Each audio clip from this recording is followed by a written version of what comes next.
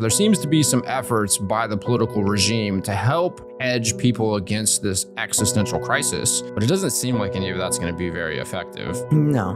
What do you think is about to happen? That is the whole entire problem, is that there's no purchasing power left in the currency. And the only thing that is holding it together is confidence, public confidence. We have the ability to create money. What's it take to create a buck? Click of a button. They have no value because they don't cost anything to create. We print it digitally. Yeah, and that's what's special about gold and Bitcoin, because it has a cost to produce it. That then pushes us into a hyperinflationary depression. And that's what I see coming in the future. And that's why local community is critical. But it isn't an easy transition. And that's really my point. And so how do we scale the global commerce like we have today with physical commodity like gold? I think Bitcoin is solving that problem. I can see validity in what it is that you're saying. But I would also say,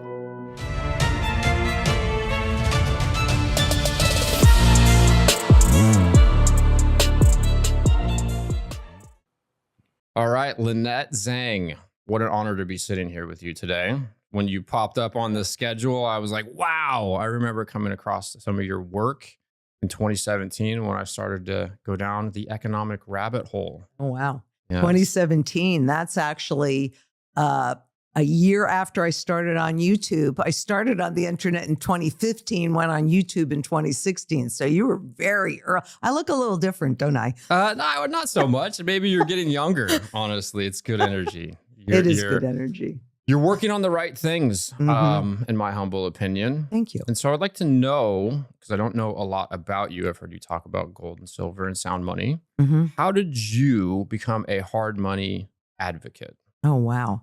That is a great question. And I have to tell you that I have been born for this moment in time. So I've been in these markets and studying them on some level, literally since I was 10 years old. And that really has to do with my Uncle Al, who was a major antique dealer, high-end antique dealer. And he was my favorite uncle, and I was his favorite. And so we spent a lot of time together. And he was really the person that taught me how hard assets move, from undervaluation to fair valuation to overvaluation to fair to under. And it's just constant. So if it's good, right, that's where you always want to buy it, somewhere in undervaluation. But what was specific and why I said 10 years old is because my parents and I were at his house one day, and he says, come on, I want to show you something. And so we went in a back bedroom where he had these 2 tall floor safes, and he opened the doors of those safes. And he said, if anything should happen to me, Aunt Bertie will be well taken care of for the rest of her life because of what's in these safes. So of course I looked, and you couldn't fit one more $20 1 ounce gold coin in those safes. Now I was 10 at the time. That was 1964. And I didn't really understand the importance or significance of this at that time. I don't even know if my parents did, but they probably had a much better idea about what he was talking about. But you have to understand, in 1964, it was illegal in the US to hold more than 5 ounces of gold in any other way than the way that he was holding them. And I would say, knowing what I know now, that he had at least 3 monster boxes, so at least 1,500 coins in each safe. And that's probably an extraordinarily conservative guesstimate. Wow. And so that was really, it was one day I was writing and I said, if you were alive like I was in 1971, and then I realized the significance of that experiment, or that experience, I should say. And so that's where I really started, was with my Uncle Al. And then I definitely believe in the universe. I'm not particularly religious, but I am extremely spiritual. Same here. There you go.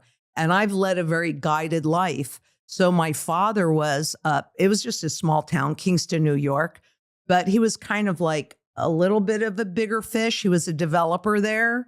And so I started in banking when I was 15. They didn't let me go to college for what I thought I wanted to do, which was Elsa Williams School of Art in London. And they were like, a big fat no to that one. Or also there was like, well, okay, I like to cook, so I wanted to go to the Culinary Institute. That was another big fat no. But I liked banking. I liked that. So I studied business finance because that was what I thought was my only option because I was not staying home. I was leaving. So I've always worked in fields. I was in banking forever, and then I got divorced, and I had 2 small babies to raise, and I wasn't making enough money in banking. So that's when I became a stockbroker. And in that capacity, I started studying currencies because I stumbled across what is called a non-dollar denominated bond, which are just bonds that are issued in different currencies. But if I was going to position my clients into that, then I needed to understand it. And in the 80s, you could call up any head of any trading desk at Shearson and have conversation with them. And so I learned about currencies from the head of currency trading at Shearson in the 80s. And we spent about a year and a half together. So every morning, that was my very first phone call. And we'd talk about all sorts of things. And she would give me tests. And at night, I'd go home and study. If I had not stumbled across non-dollar denominated bonds, particularly I was attracted to New Zealand, a little bit of Australia, a little bit of Canadian, but mostly New Zealand. If I had not stumbled across that, I could tell you for an absolute fact, I wouldn't know anything that I know. But I had to understand how currencies operated. And as I was studying that, what I discovered is that you see repeatable patterns. I mean, there are over 4,800 currencies that do not exist anymore. And so when you start to see these repeatable patterns, you go, isn't that interesting? And the truth of the matter is, it's like you're a lot younger than I am. I'm 70 years old. Nobody's going to look at you and think you're about to be 70. Just like nobody's going to look at me and think that I'm about to be 20 or 30 or where, you're a lot younger, right? So if we can just learn how to recognize the repeatable patterns, then we can use history as a guide for what is the next most likely outcome. And then that positions us to be in the right place at the right time with the right asset. Wow, that is very spot on. And so in 1971, you were really well primed to understand that Nixon shock was a problem. I cannot say. I was like, about 17? So I was old enough to be aware of the oil embargo. I mean, we had every other opposite days where you could get gas and the inflation, because I would really hear about my parents and my aunts and uncles discussing this. So I was aware enough to remember the Vietnam War, and my sister Elena was actually at Kent State, and she was billy clubbed. And that's when a couple students got shot and killed during the protests there. Wow. Right. So I'm so grateful to be 70 years old. I really am. It's the best time of my life. But I have all of that history that you just don't have, that perspective that you just don't have if you did not live through it. Yes, that makes sense. And so I'm curious, how did your uncle become privy to the idea that hard money was important? Because this was pre-71. Inflation was clearly a thing, but it wasn't so much of a problem from what I understand at that time. Correct. Well, yes and no, right? Because he was a very high-end antique dealer. So he would go into houses and they would have these gold coins that were elite. Well, they were thinking that there was nothing they could do with them. And so he would just buy them. So he's a very brilliant man. I mean, I learned a lot from him over the years, and I'm very grateful. So I don't know that he was so much about hard money as he just knew what good was. And that was a big lesson that he gave me. It's like, you buy with this first, and you always buy the best quality. Yeah, that makes sense. Right. So of course they go in and they've got gold. I mean, people buy gold jewelry And there are a lot of really amazing gold artifacts. Gold has been around as money for thousands and thousands of years. You knew that. Yeah, and so was he alive in when 6102 happened? Executive Order 6102 when Eisenhower banned. He would, let's see. Yeah, he probably would. Yes, he would have been. So he understood the my scarcity. father, yes, and my father was born in 1910, and I think he might have been a couple of years older than him. So he was born in the early 1900s. My mother was born in I'm the youngest of 7. So my mother was 40 when she had me. So yeah, they were both around during that period of time, and they certainly lived through the Depression. I remember all of the stories. So yeah, he would have been very aware of that. Your father was born in 1910. Mm-hmm. So you embody an understanding of what has taken place since 1913 when the Federal Reserve was instated. I sure am. Oh, I wish there was more people with your wisdom and experience. I'm trying to pass it on. Yeah, I'm all ears. Wow. And so, not to jump forward too much, but obviously we're in a period of time where there's fiscal irresponsibility. Inflation is a real issue. We're detached from gold. We got this free-floating currency. We have this Keynesian economic model with a debt-based inflationary monetary system. It seems that we have a runaway train. The rate of inflation looks like it's going to have to increase potentially exponentially. Mm-hmm. What are your thoughts with, all of your understanding of like, what do you think is about to happen? Because, at times, I wonder if there's ways that the government can continue to manipulate things, put in capital controls. Trump is talking about now, I forget the specifics, but he wants to give $1,000 to people born after a certain period of time. So they got a little stock portfolio. So there seems to be some efforts by the political regime to help hedge people against this existential crisis. But it doesn't seem like any of that's going to be very effective. No. Yeah. It won't be. And really what people don't understand, do you ever go on the Federal Reserve Education Department, Fred, those charts that I use all the time? I see them posted on Twitter and a lot of people reference them in videos, but no, not personally. I'm telling you, go on there because I think you get a certain level of honesty there that you don't get if you don't look. And my very, very favorite chart, and I like my charts and graphs, but if they said you could only work with one, the one that I would work with is the purchasing power of the consumer dollar. So when you ask me, what's likely to happen, when you look on that graph, which is not CPI. No. Okay. But it's kind of reflective of that, right? Okay. It really is. And people don't make those connections either. But the CPI being inflation, and that is the loss of purchasing power. But extremely manipulated. All of it is. However, if you look on that graph, what you're going to see is on the left-hand axis, it's 1,000. So you move the decimal points 3 places, and that gives you your $1. And you'll see that that's where the purchasing power started. And officially, we have 3 cents left.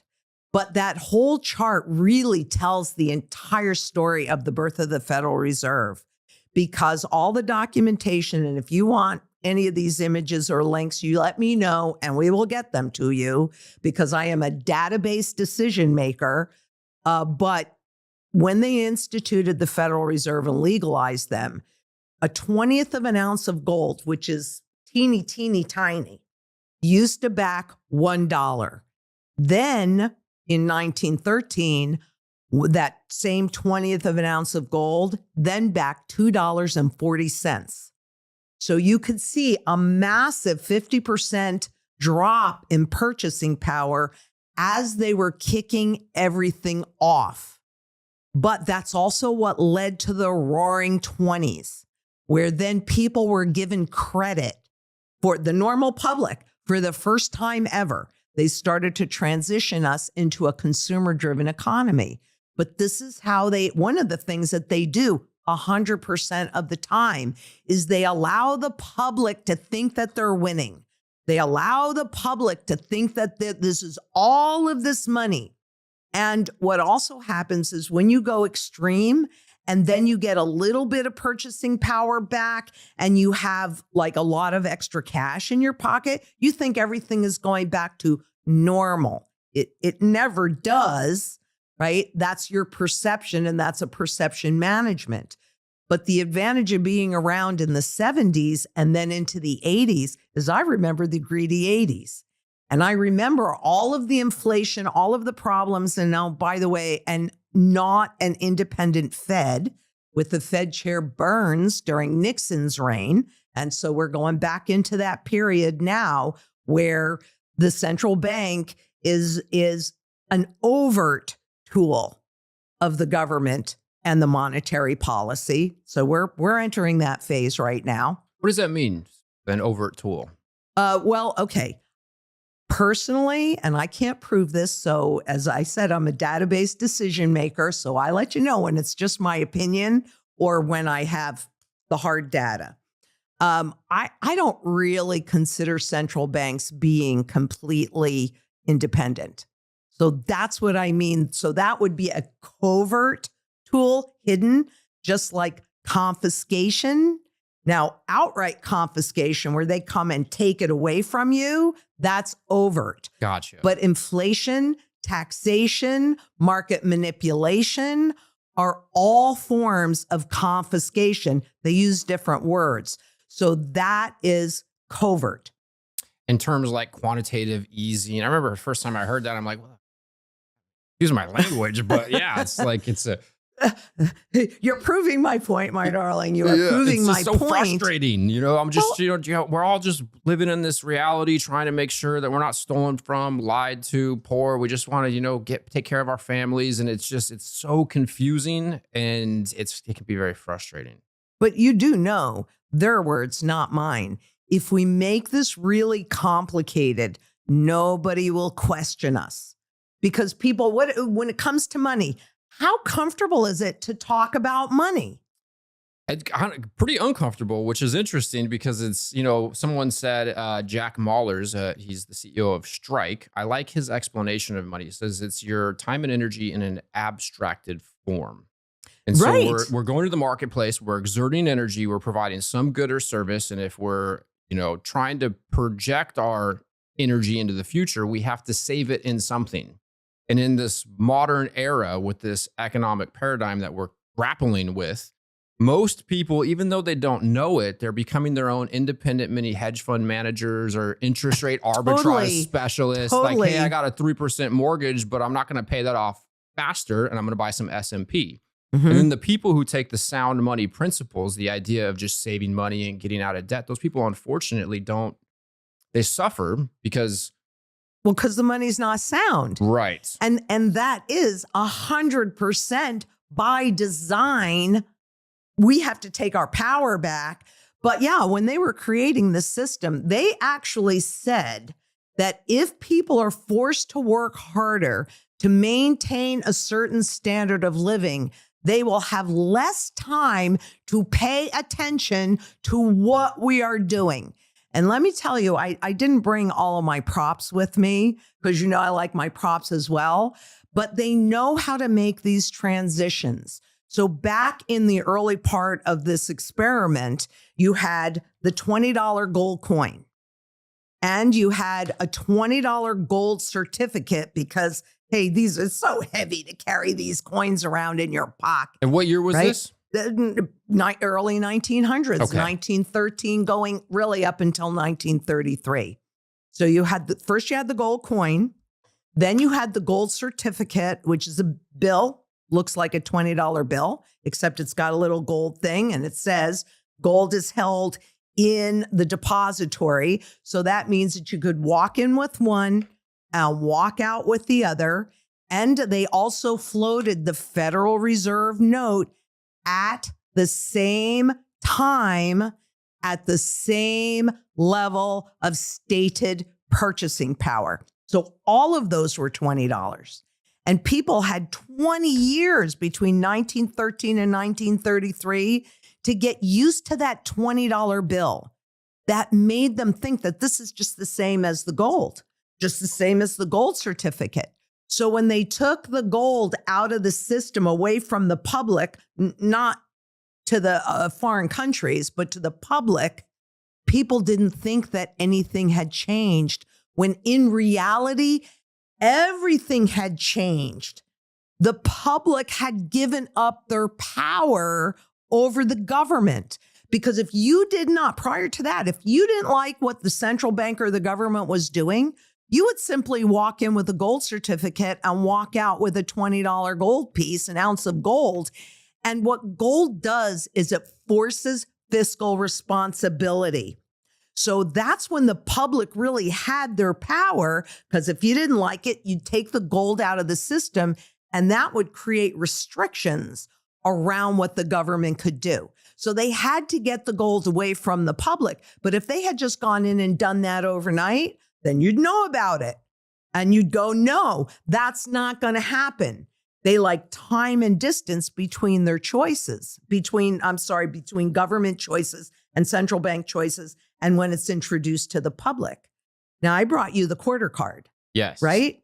So I'm going to fast forward to 1965, which is when President Johnson took the silver out of the system. I don't know anything about this. This is fascinating. Exactly. I lift weights, and my trainer is an attorney turned gym owner. So he's a pretty bright guy, and I've been going to him for years and years. We've had lots of interesting conversations. He's definitely knows a lot about history. And one day we started talking about silver, and he said this, and he's in his 40s. I think he's 42 or 43, something like that. And I said something about silver being in the monetary system, and he goes, "It was? I didn't know that."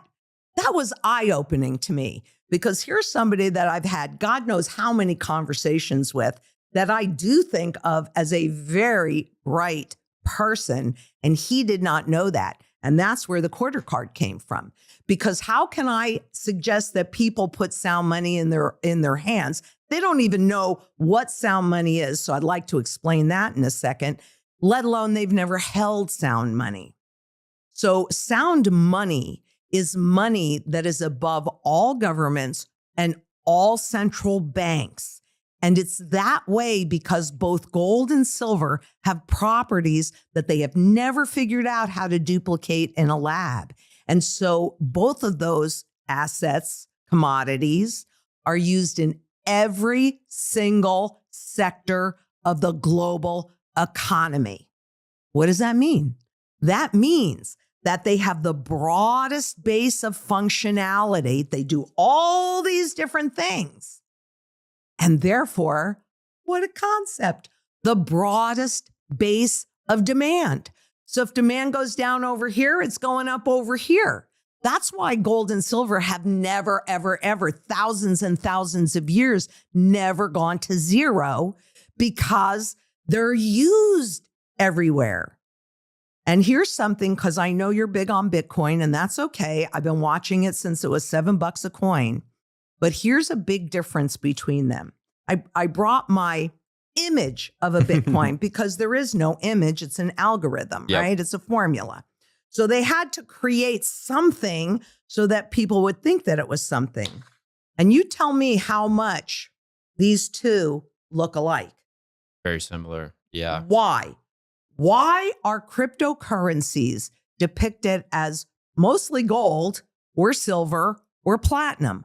Why aren't they green or orange or red or any other color? It's because this is in our DNA. Gold and silver are in our DNA. Now, we've been trained away from them, but here's the big difference. It takes labor and energy to mine these. But then, particularly with gold, which is the primary currency metal, it's indestructible, which means that in any form, it can be melted down, changed around, and used in every single sector of the global economy. So this energy gets to be used over again and again and again and again and again. This takes energy, but you can't reuse that energy. Okay. It doesn't hold it. Does that make sense? Yeah, well, I think of what Michael Saylor speaks to a lot in that Bitcoin, because of the mining process, because it takes harnessing of electricity to produce the Bitcoin, proof of work. That's Mm-hmm. why they call it mining. Mm-hmm. It's digitizing, this is Saylor's words, and I might not get it exactly right, but you're effectively digitizing that energy. And then you're trading that energy for a good or a service or a currency or whatever, so that you're swapping energy for energy. So it's referred to as digital energy. And I will say, here at the What is Money show, we are Bitcoin advocates, Mm-hmm. not anti gold or silver by any means. Right. And I'm not anti cryptos. I'm just saying Well, be intelligent, right? And make sure you're properly diversified. yeah, well, I'm anti crypto. I'm only an advocate of Bitcoin. All the other cryptocurrencies, I think that they are solutions looking for a problem at best or scams at worst. And I think most of them are flat out scams. I think so too. They're pre-mined, they're being dumped on people. They pay celebrities and people to promote them. And it's typically insiders who had access to the pre-mined or a pre-release, whatever. And so cryptos are most often pump and dumps, and Bitcoin is referred to as a pump because nobody can control the Bitcoin supply. There was no pre-mine. Satoshi started mining coins. Those coins have never moved. Michael Saylor refers to Bitcoin as a gift to humanity that Satoshi left us with. It's referred to as the only digital commodity. The rest are either replications of that, which the market is going to typically has chosen, quite literally, Bitcoin as the true scarce digital monetary instrument, and replications of Bitcoin, like other proof of work coins, don't seem to have, well, they quite literally don't have the market share. And so being referred to as like the discovery of scarcity, we're not going to discover that twice due to the finite supply of Bitcoin. Go ahead. Well, I was going to ask you because you said then that you view it as a transition of energy, which I totally understand because of gold. But how does that energy be? I'm trying to learn too, because we need to be open to everything, right? Yes.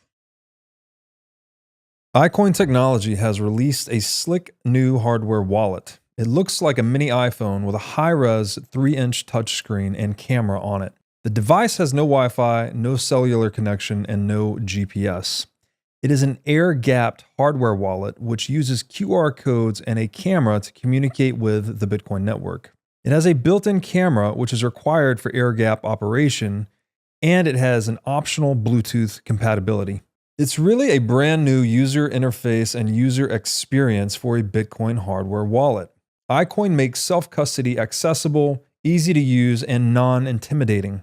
It even comes with an optional custom iCoin thermal printer so you can print out the private key and its associated QR code when you're setting up the wallet. This makes setup quick and simple. Also, it is easy to restore the wallet just by reading the seed phrase QR code with the wallet camera. And as we always talk about on this show, the only way you can truly own your Bitcoin is by having it in self-custody. So you need a device like the iCoin wallet to truly own your Bitcoin.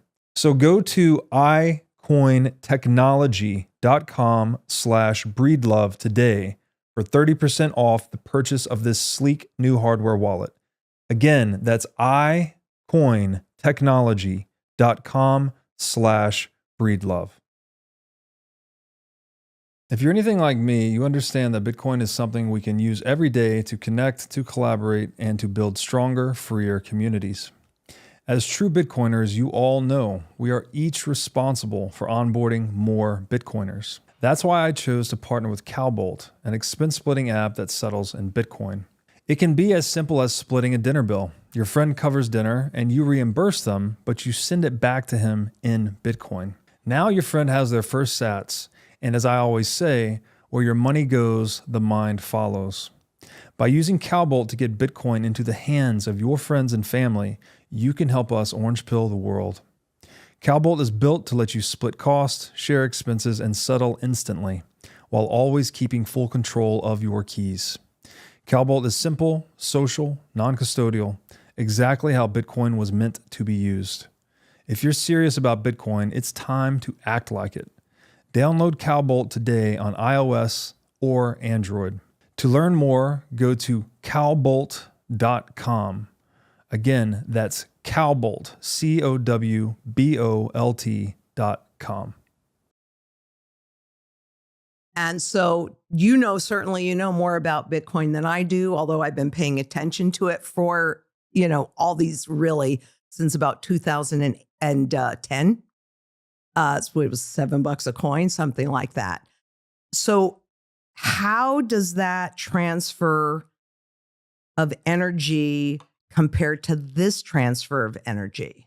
Not exactly sure, but I guess what comes to mind is that Bitcoin. So I think of a Peter Schiff kind of dialogue here, where he refers to Bitcoin as having no intrinsic value. And what I hear when he says that it has no utility value or more so no industrial value. It's purely monetary. And right. What I think is I would agree with. That's kind of how I'm thinking of it. Or as gold, well. You could use gold to wrap a spaceship, protect it from radiation. You could jewelry, electronics. So gold has two value propositions, or it's doing two things. Many value because it depends on the industry. Okay, that makes sense. Right. But it's doing two things at one time. It serves as a monetary instrument as well as an industrial metal. Absolutely. And with Bitcoin is purely monetary. It has no industrial use case. The industry around Bitcoin mining is effectively incentivizing our civilization to figure out how to harness cheaper electricity and to build faster computing devices.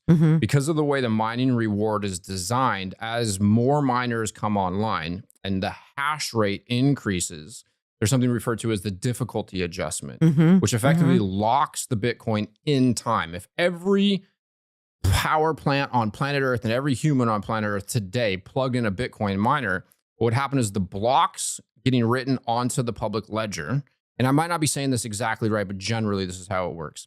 As the blocks start coming in faster, the hashing algorithm is going to make the numerical string of letters and numbers larger so that it's harder to guess that number, get the mining reward, get paid the transaction fees, and then get the new issuance of Bitcoin.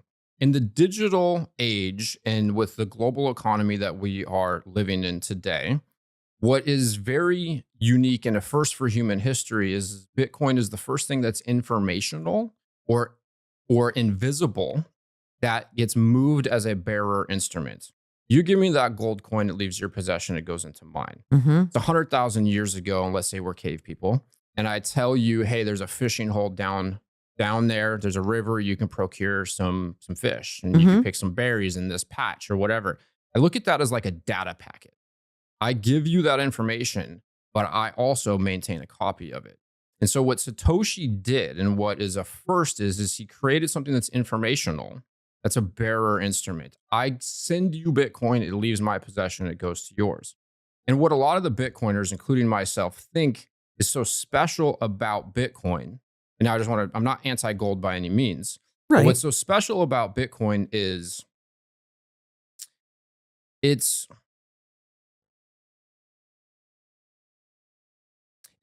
in the world in which we live in today, in order for the economy to scale globally, you can't send gold across the seas. Let's say I wanted to go buy a villa in Italy. And let's hold on to that thought because we need to talk about that in a minute. But go ahead. So if I wanted to buy a villa in Italy, let's say I lived in London and I wanted to go to Italy and buy a villa, if I take a covered wagon with gold, some bandits can prick me and they can get the gold, which is why we ended up, at least from my understanding, with a derivative system, gold-backed certificates, right? And so how do we scale the global economy or maintain global commerce like we have today with a physical commodity like gold? And I think Bitcoin is solving that problem, where you don't need that derivative system the same way that you do with gold for global commerce.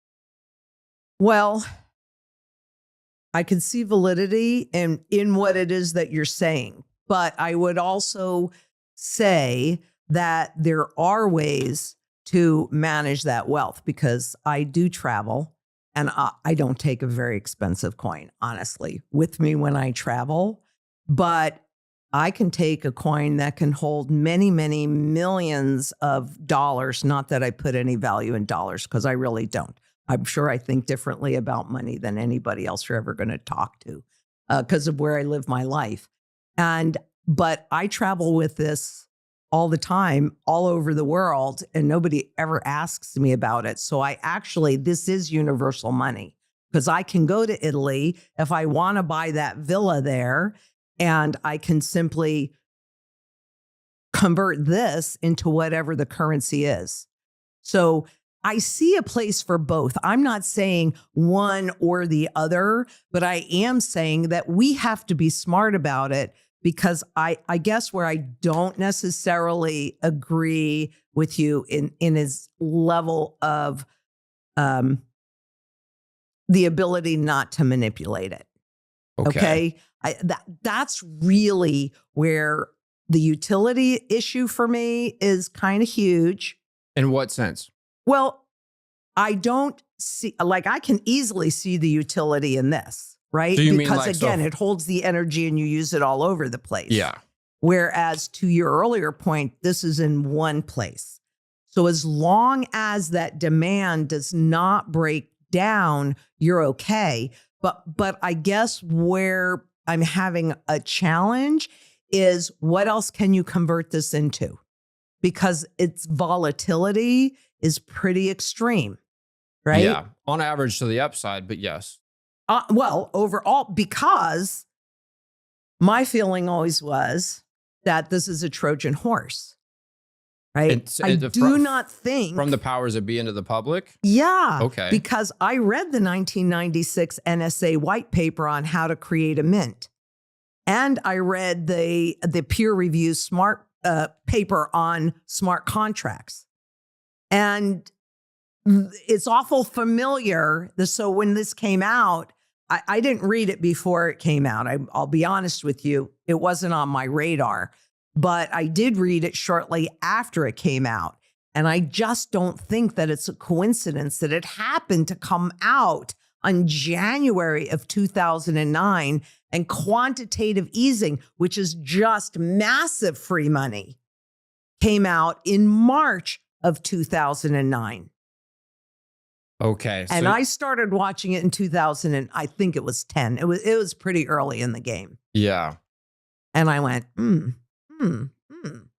So I see the need for it. I see the need for a new system. And so the battle is whatever that new system is, I want a component of sound money in it. 100%. So it's going to be digital, 40%. Doesn't have to be 100%, 40%, but also it must be redeemable. In other words, I want the public to take their power back. And the only way that you can take your power back is if you actually have a tool, because if you think voting is it, there's this bridge in Brooklyn. Yeah, vote harder.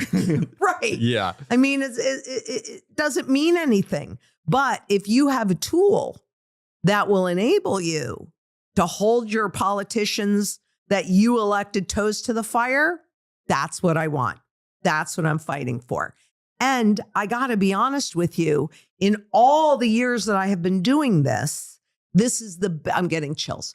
This is the absolute best opportunity that I've seen to potentially make that happen. And so, yeah, and President Trump is part of that. He is a disruptor. That's what he is. That's what his job is. And he's been known to accept gold for payment of leases and different things. So he is definitely a crypto advocate, but he's also a gold advocate. So that's what our fight is. That's why we have those quarter cards to get sound money. Hold it, right? It feels different. It feels completely different in your hand when you hold fake money and you hold sound money. So the other challenge, if Bitcoin or any of them are used in one place, if that demand goes away, what happens? Whereas this is used in every place. So a properly diversified portfolio identifies, Not of stocks and bonds. well, look, I'm an ex-stockbroker and I Yeah. don't own any of that garbage Mhm. because I am so crystal clear on what is happening to the underlying currency. That has certainly not always been true. And it certainly will not always be true into the future. But this is where I've lived my life. And I would say the same thing with Bitcoin. You know, I mean, people could say, well, you're stupid. You've been watching it since $7 and look at it now. But again, I probably think differently about money than anybody else you will ever talk to. And if there's what's the real trend? And I guess this is my point. What is the real trend? It's not Bitcoin going up. It's not stocks going up. It's not real estate going up. It's the dollar losing all of its purchasing power. That's the real trend. And like you said, no, you don't really go on the Fred very often or ever. Well, then how, other than inflation, and you certainly know that it costs you more and more dollars to buy the same goods and services that you've been buying right along. They're actually becoming much more abundant. Goods and services, the supply of goods and services is increasing. And in gold terms, it's going down in value significantly over the last 100 years, but it's going up denominated in dollars. Clearly a problem. That is the problem. That is the whole entire problem, is that there's no purchasing power left in the currency. And the only thing that is holding it together, and this is also what supports everything else, is confidence, public confidence, right? And there are layers of confidence that I've been watching go away. For example, 2008, this crisis happened. Banks stopped lending to each other. That's interbank lending. They don't even report on it anymore, right? So that was the first layer of confidence that went boom, gone, bank to bank confidence. In 2015, with the Swiss surprise, so I can get into any detail that you want, but just to kind of keep it as an overview, in 2015, the Swiss central bank had held the Swiss franc to peg the Swiss franc to the euro dollar. And there's lots of reasons which we can get into if you want to. But that means that whatever the ECB did, Switzerland Central Bank had to do the same thing policy-wise. And that kept them together. So the Swiss was saying, that is our most important thing. That is our most important thing. That is our most important thing. And 2 days after they came out and said, absolutely, we are maintaining that peg no matter what, they broke the peg. So that was central bank to central bank confidence is now gone. And you might recall that it was quite synchronized up until from 2008 until actually pretty recently. So central bank to central bank confidence gone. Now central banks know each one will do what they got to do. Then the next level of confidence were the markets, right? Because since 2008, what the central banks were using for Wall Street was forward guidance. Okay, guys, banks, this is what we're going to do. Now you have enough time to get in position to take advantage of it. So the central banks would say jump, and all the banks would say how high, and rock and roll hoochie coo. But when they had dropped those interest rates all the way down to zero, ZIRP, zero interest rate policy in this country, and negative rate policy in other countries, that was a test to see, would the public, how would that work? Could we inspire people to spend because we're a consumer-driven economy? Take on debt, spend that money. That's how money's created in this system. But when it was the markets and they kept saying, oh, we're just going to raise, so going back to 22, we're just going to raise interest rates 50 basis points, 50 basis points, 50 basis points. And then bam, they shocked the markets with a 75 basis point move, which may not seem like all that much, but it's that confidence piece. It's not the numbers. It's the confidence, because between 2008 and 2022, they'd say, this is what we're going to do. Banks would get into position to benefit from it. Now that was gone. I was shocked, absolutely shocked when they did that, because that confidence is really the only thing holding this whole fiat money system together, this whole debt-based system together. So there's only one level of confidence left, and that's public confidence in the currency, in those in power. And when we lose that, because that's been testing all-time lows, that confidence level. So that is something, well, they pay attention to it a lot because it's all about expectations and confidence, right? They got to manage those. That's the government's and the central bank's job, is to manage that public confidence, those expectations. So what happens when that goes away? Because when it breaks that support level on the bottom, which it's kissing, that's it. And I mean, there are just different technical things that I'm looking at, and I'm fully prepared to put my technical neck on the line and tell you that there is not one little doubt in my mind, but we have already entered the phase of hyperinflation. And I say that because of what's happening to the monetary velocity. And that's the speed at which money changes hands. And that's an indication of how people feel about the value in their currency.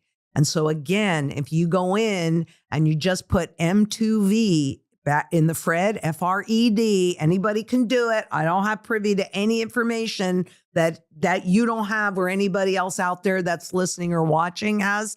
Go into that site. You'll look at the money supply, which they took the broadest base away from that in 2006 because why do we need to know how much money they're creating? So it's just the M2. So that's why M2 is not actually, in your opinion, a good metric to see the debasement. Oh, correct. Okay. But it's I don't really think that anything that the central bank is going to tell me is honest. But since very few people go in there, I think it's a little bit more honest. And really go in there and play, because it looks like after the big drop off of purchasing power, it's sort of leveled out, but it's all in perspective because you're looking at over 100 years, right? You can shorten that time frame. Look at what it's done in a year. Look at what it's done since 2008. Look at what it's done since 1970. Heck, you know what's really fun? Put your birthday in.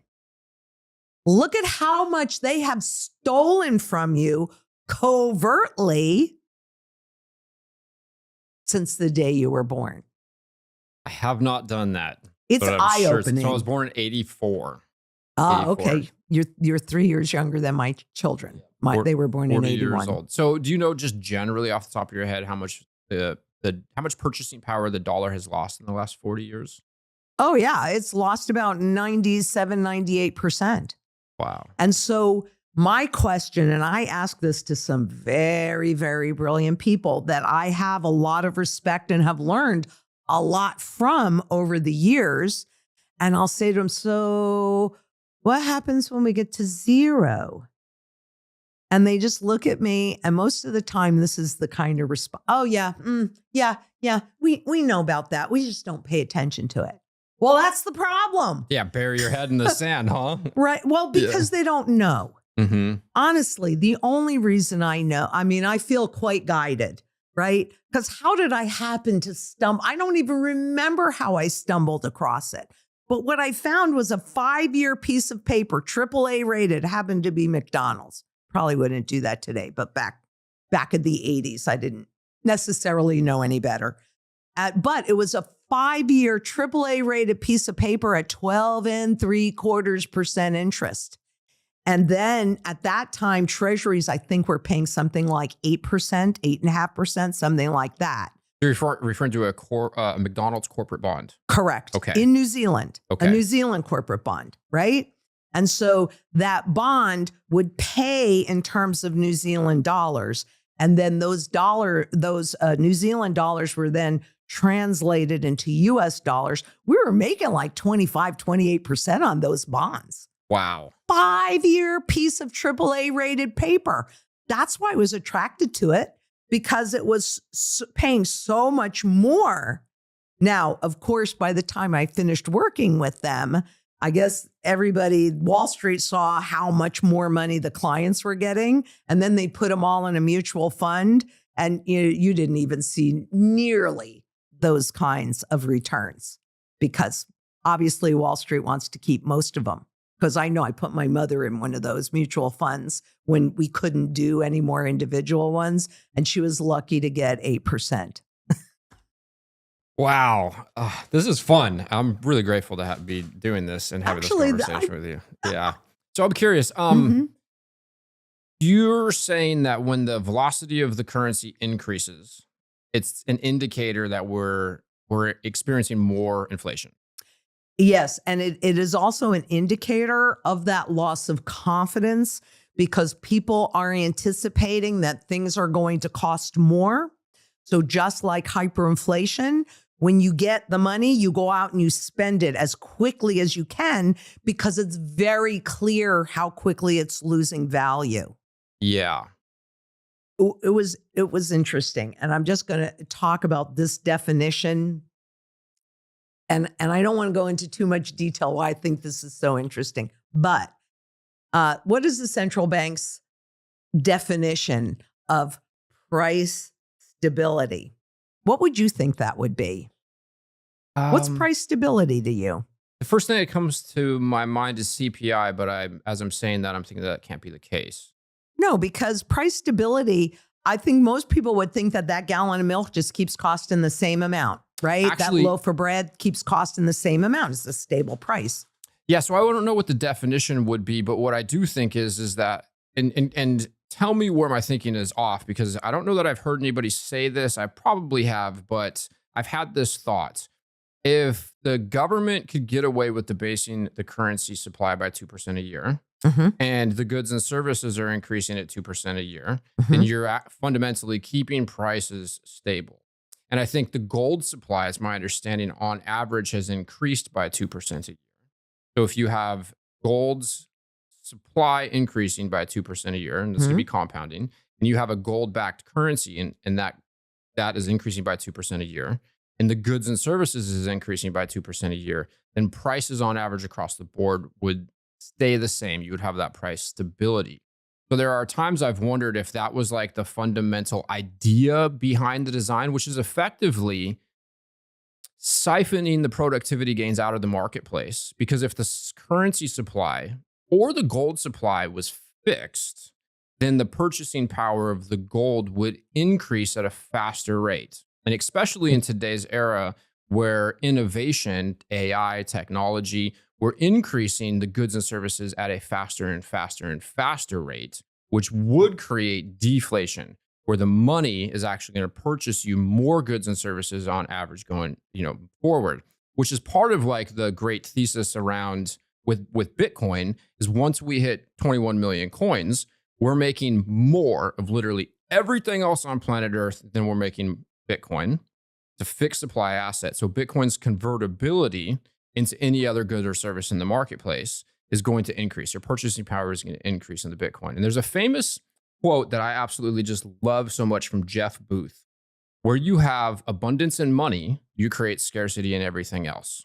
The money is really crappy. It's losing its purchasing power too fast. And whether people are in full understanding of what's happening, they intuitively know, like I think in Venezuela, people get paid, they immediately get out of the currency and into anything else that can push that economic energy or that value into the future more effective. You're going to buy your groceries. I met a person in El Salvador last year that was from Malawi. Malawi has hyperinflation or some level of inflation that's so problematic that people are using goats as a store of value. They're fungible, they're portable, and so on.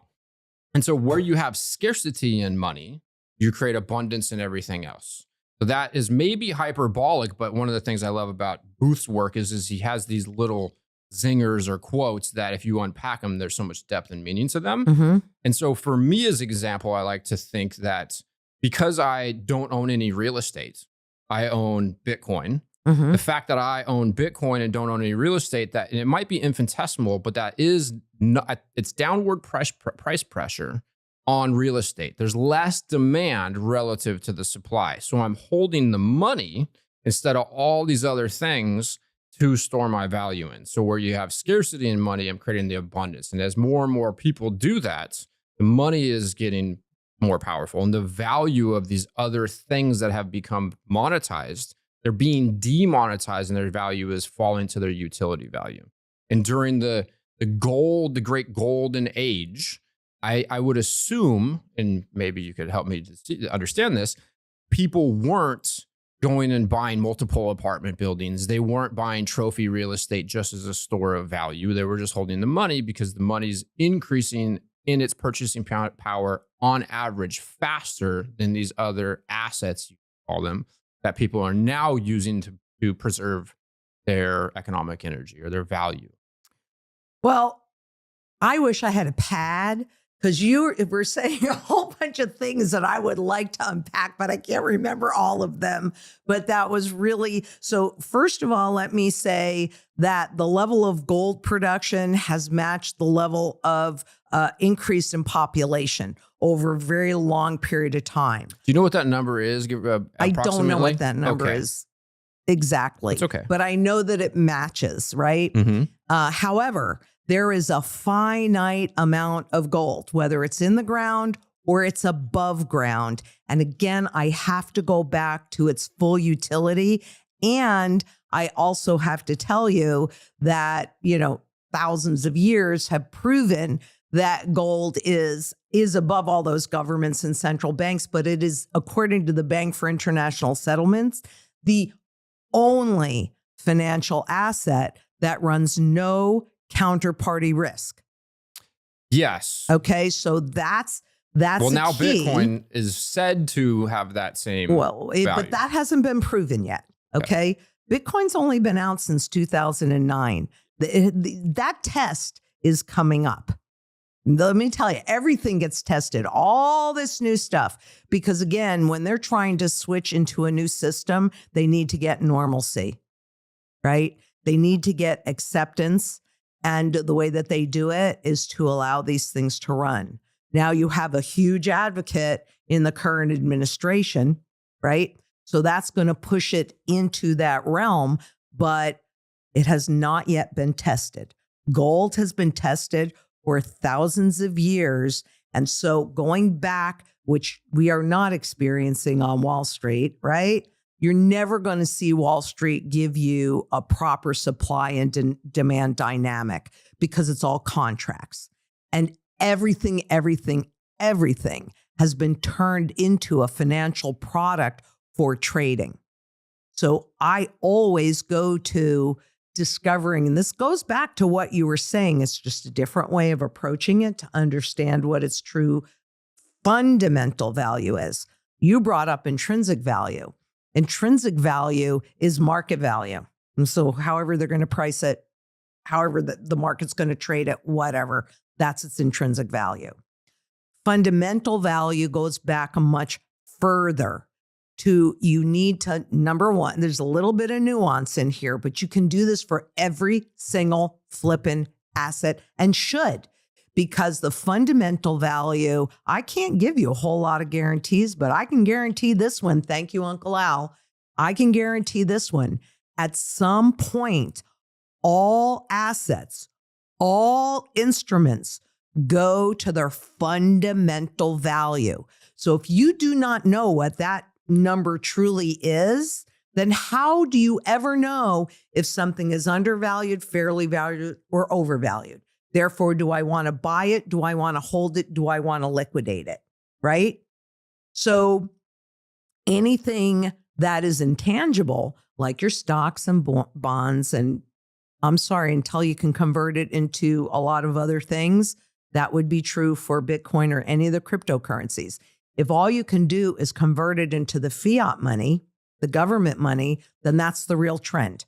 And the bottom line is they're going away, period.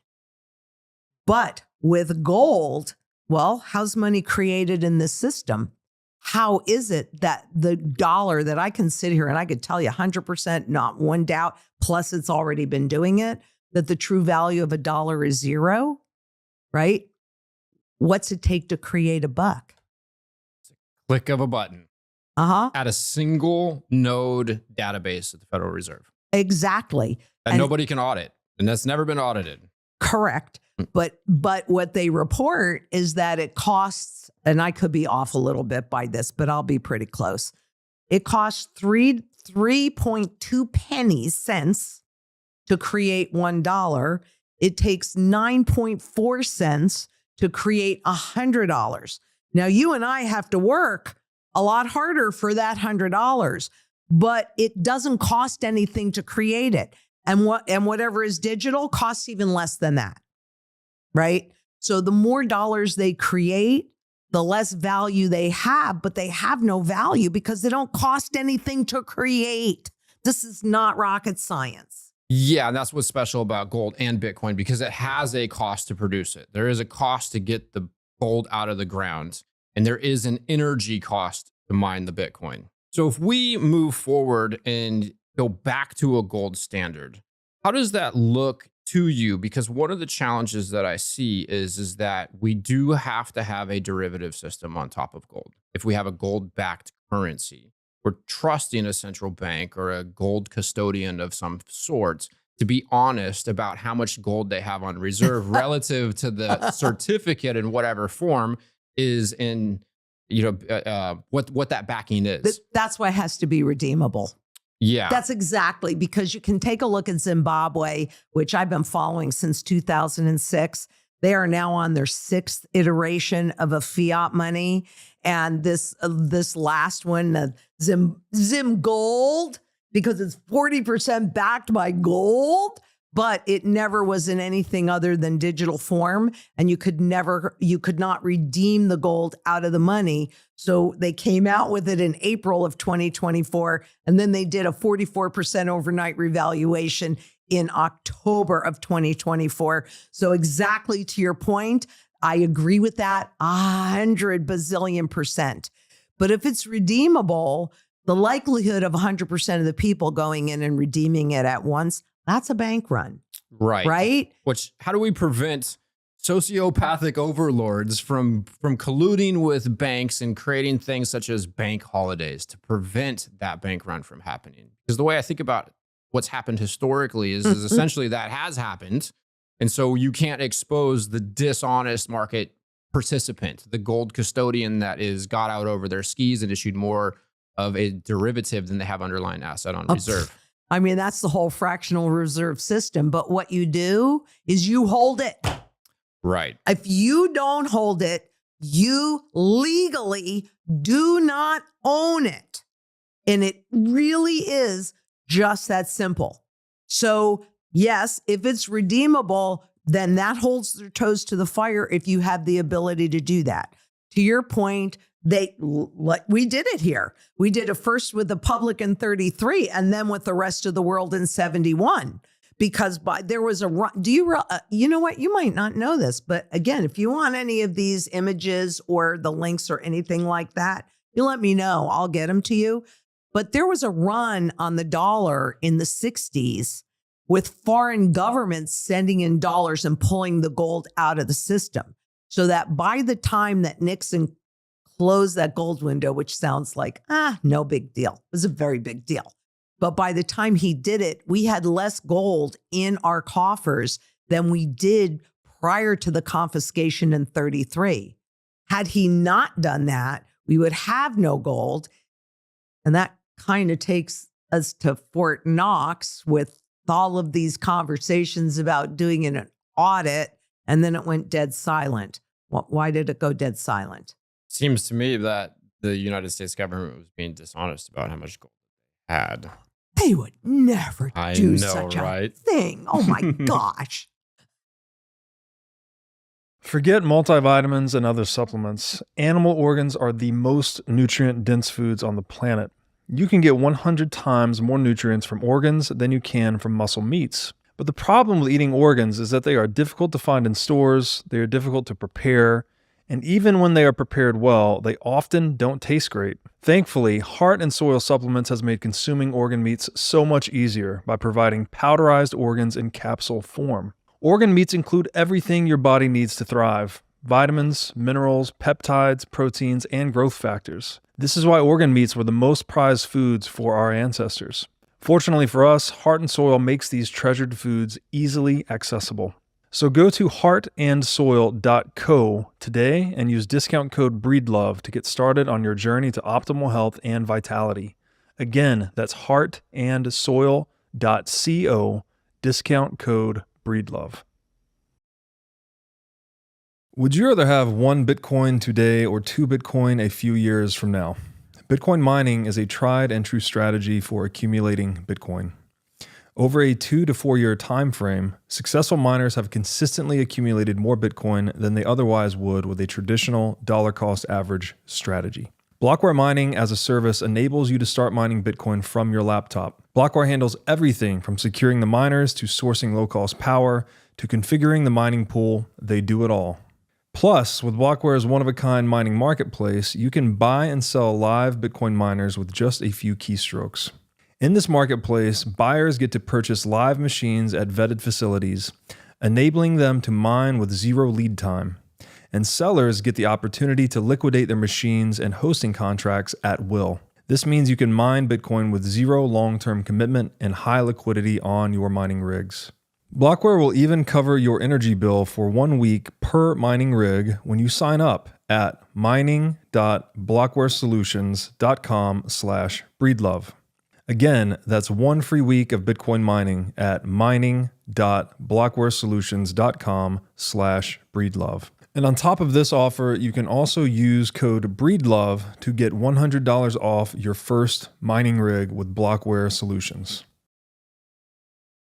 The supply of Bitcoin is auditable every 10 minutes by computers all over the world. And some of the Bitcoiners, including myself, like that because you can't audit the supply of dollars, gold. Very difficult to do so. And you were mentioning, I forget how you put it, but effectively like the market value of anything is going to be Oh, yeah. We were it's talking about intrinsic value or No. fundamental value. It's ultimately once the markets, there will come a point because in markets, it's all about confidence, right? So when the public loses confidence in the currency, in those that are in power, right? Which we're super close to. I can't tell you exactly the moment, but we're very, very close to that. That's when the government is attempting to regain public confidence, that's when you will see gold go to its fundamental value. How do you know what that number is? Well, it's really simple. Since fiat is money, fiat is the definition is by decree. So that's government money that says, here, this is worth $100, even though it costs them nothing to make. But hey, this is $100. When that public confidence is lost and they're attempting to regain it, which is what was happening in Zimbabwe, but it's too far gone, then they do an overnight revaluation and they do it against gold. That's why you see global central banks accumulating more gold than they ever had since tracking has begun, and especially in the last 4 years. Tremendous. Actually, they started in 2005. Because when they do that, whoever holds the gold, this is about freedom outside of the system. So how do you know what that number is? Okay, how's money created? Debt. So you take I do this globally because this isn't just a US issue, this is a global issue. So you take all the debt that they have grown, because that's a proxy for how much fiat money is out there. And then you take how much gold exists in the world since it's indestructible, right? How's that measured? Ounces or grams. Okay. It kind of depends on where you are. So we have to take the word of the gold custodians and how much they have on reserve. Well, we know how much has been pulled out of the ground. Like it's not just coins or bars. It's any form at all. So we know how much has been pulled out of the ground. And then, yeah, we got to take the word of the Department for the Interior. But actually, it doesn't really matter because anything that's physical, anything, it can be lumber, it can be bottles of water, it can be gold, it doesn't matter. Anything that's physical, there is a finite amount. And you simply divide all of the debt. I'm making it super simple for most people to understand, right? You just take all the debt, you divide it by all the gold that has ever been mined and is yet in the ground, according to the Department of the Interior, and that gets you somewhere around $40,000. Now, that is today, if they were to do that overnight reset on a 1-to-1 basis. By the time they actually do that reset, it could be $3 trillion. But understand the dollar has no value, so it doesn't really matter. And what gold has proven over all these years is not just silver's proven that it can buy the same goods and services over time. And the way that I've proven this is really simply using the Bureau of Labor Statistics, which is, I'll take the L out of the middle and you can figure that out. But I can get consistent numbers from 1913, anytime that I want up until the most current publication, right?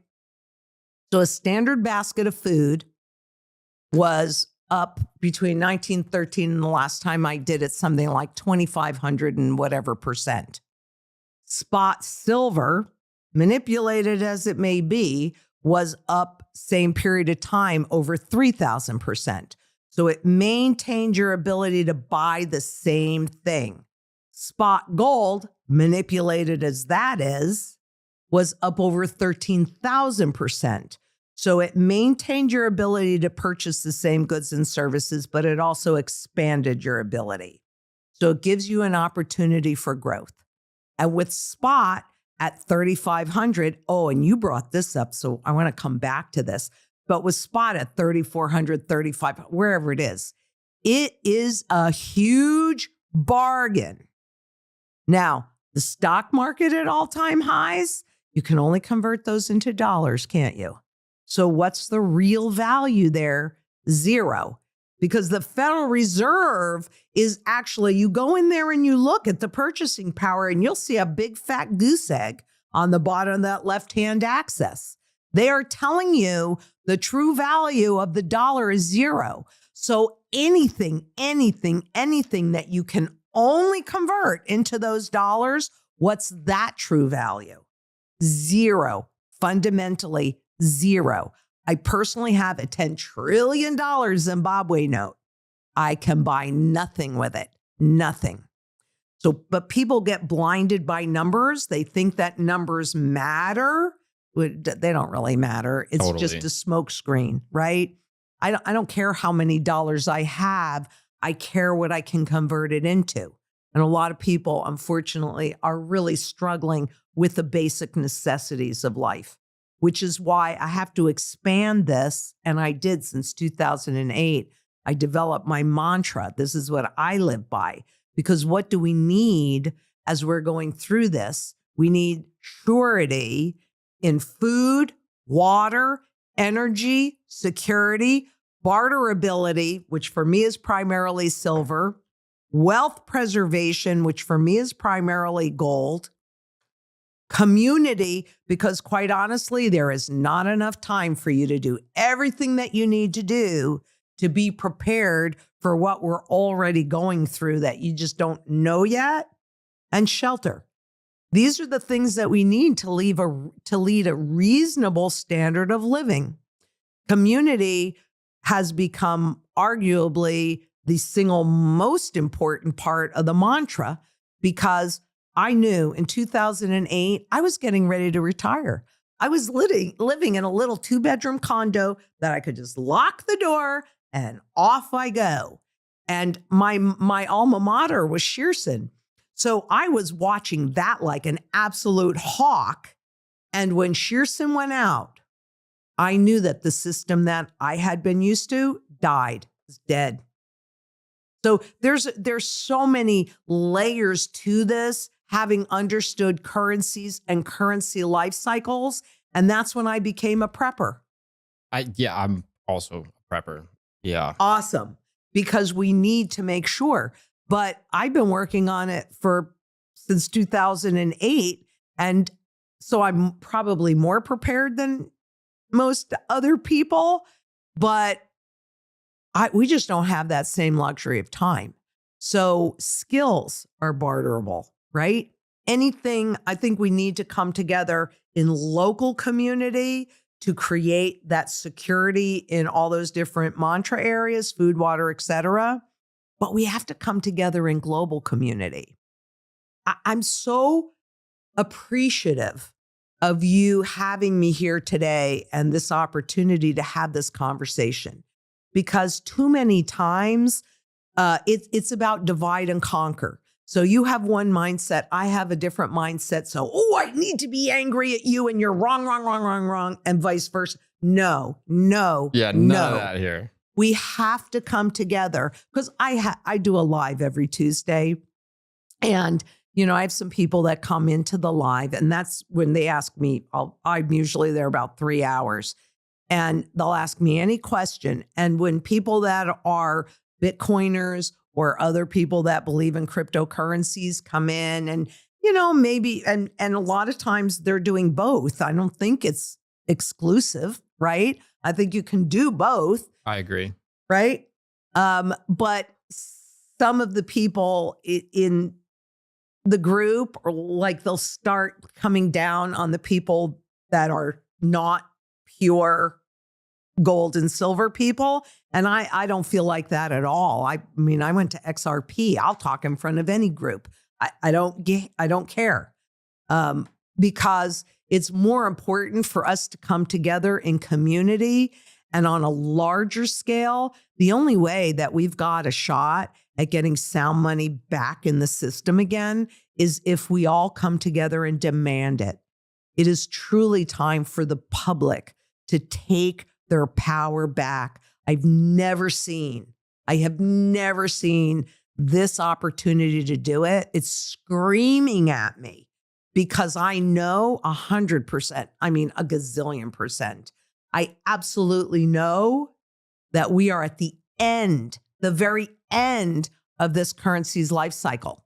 And what gold and silver do is they're the bridge. And I mean, I think you think that Bitcoin is the bridge, and we're going to find out. We're going to find out.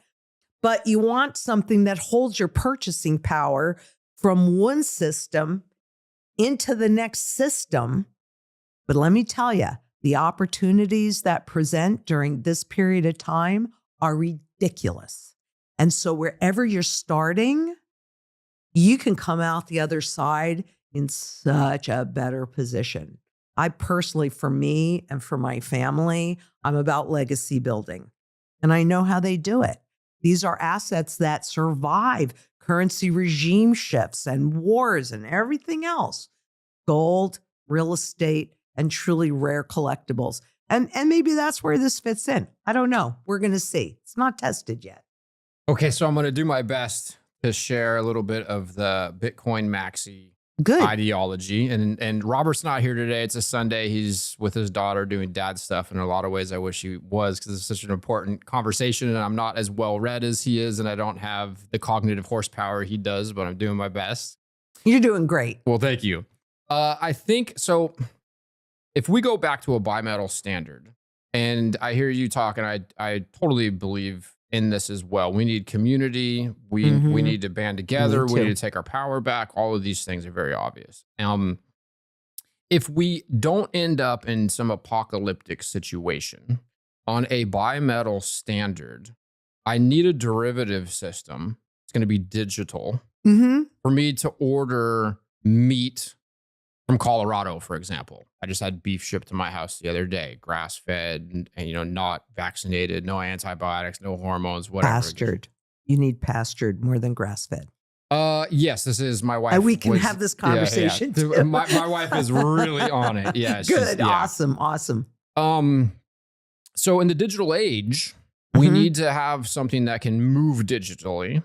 And I think I can speak somewhat on behalf of the Bitcoin community and a lot of the listeners to the show that in some sense that derivative system is, quite literally been co-opted and corrupted, and is why we have the problems that we have today. And we were removed entirely from the gold standard.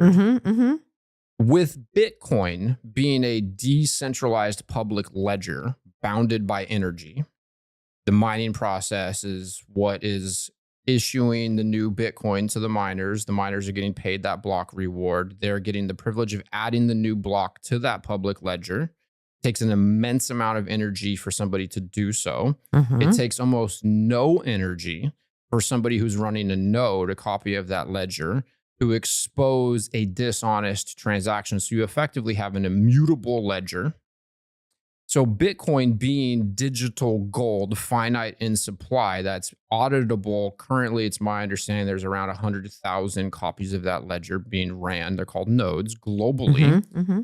Watching that ledger, watching the Bitcoin supply, you have effectively a digitized gold that's incorruptible, and any derivative system built on top of that is much easier to expose if there is dishonesty in that. So for example, if you use a Lightning provider, you're sending your Bitcoin to an address that is effectively going to be a ledger on top of the main chain, the main ledger. And so you can scale Bitcoin, you can do more transactions at a lower cost than you can on the main chain. The ability to then protect yourself from that, effectively a bank, like a Lightning provider would be like a bank. You're going to give them the Bitcoin and they're going to use their ledger internally. If they're issuing more Bitcoin than they have Bitcoin on reserve, it's really easy anywhere in the world to take possession of the underlying asset. One of the challenges with gold is let's say we're on a gold standard, and it's possible for me to go to a bank and say, here's your currency, here's your derivative, here's your gold backed whatever. I want the gold, my gold. I want to convert that. If they've issued more derivatives and they have their underlying asset on reserve, then they're going to go out of business or be exposed. They're going to have more claims to the gold than they have on reserve. To do so in the digital age with a physical commodity is much more difficult to do than with Bitcoin. So the Bitcoiners, and myself included, think that Bitcoin will become the underlying asset in the global reserve asset, where gold has struggled to protect us from the corruptibility amongst those derivative issuers of the banks. Does that all make sense? That makes a lot of sense, and I hope you're right. And again, I'm waiting for the test because everything is a huge test. Having said that, there are ways to digitize the physical gold so that it is easier to transact. But again, for me, it always has to be redeemable 100% of the time, because if it is not redeemable, it doesn't mean that you have to do it. I want the right to do it. And when you're talking about gold, it was very, I mean, honestly, we have not run the test on this digital age yet, and everything gets tested. Everything gets tested. So the way that we've built our portfolios, because at Zhang Enterprises, we take a very layered approach, right? So we're looking at what happens at the first part of this, what happens in the middle part of it. And the first thing we want to do is sustain your standard of living.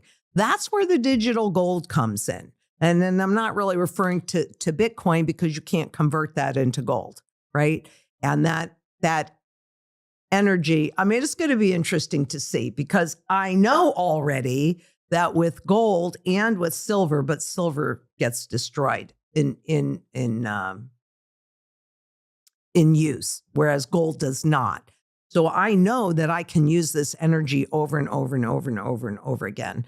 This is kind of like, well, it took energy to create it once. So, but you can't really use it anywhere else. We're going to see what happens. This is a much broader, they look the same, right? You know, I mean, don't you kind of, why did they do it gold? Because they want you to think of it like it's gold, right? This is a derivative of fiat, fiat is a derivative of this. And there are a whole bunch of derivatives that we can't even see that are on top of all of this. But the layered approach takes into account whatever is most recognizable at first. So even let's just say cash, that we know is not too far from zero. And when the rest of the public confidence is gone, that's it. Now we're in hyperinflation, rapid inflation. will push us over the brink. So I don't think we're very far from that.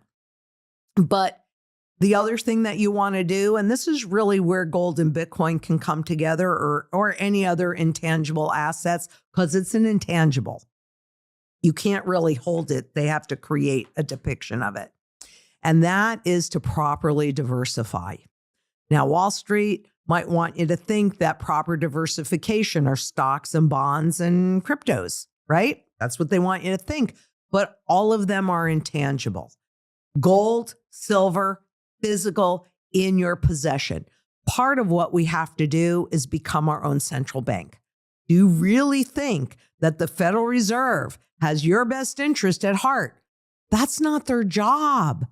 And we started talking about price stability, and then we kind of got off on it. But do you know what the central bank definition of price stability is? Inflation at a low enough level that you do not change your behavior.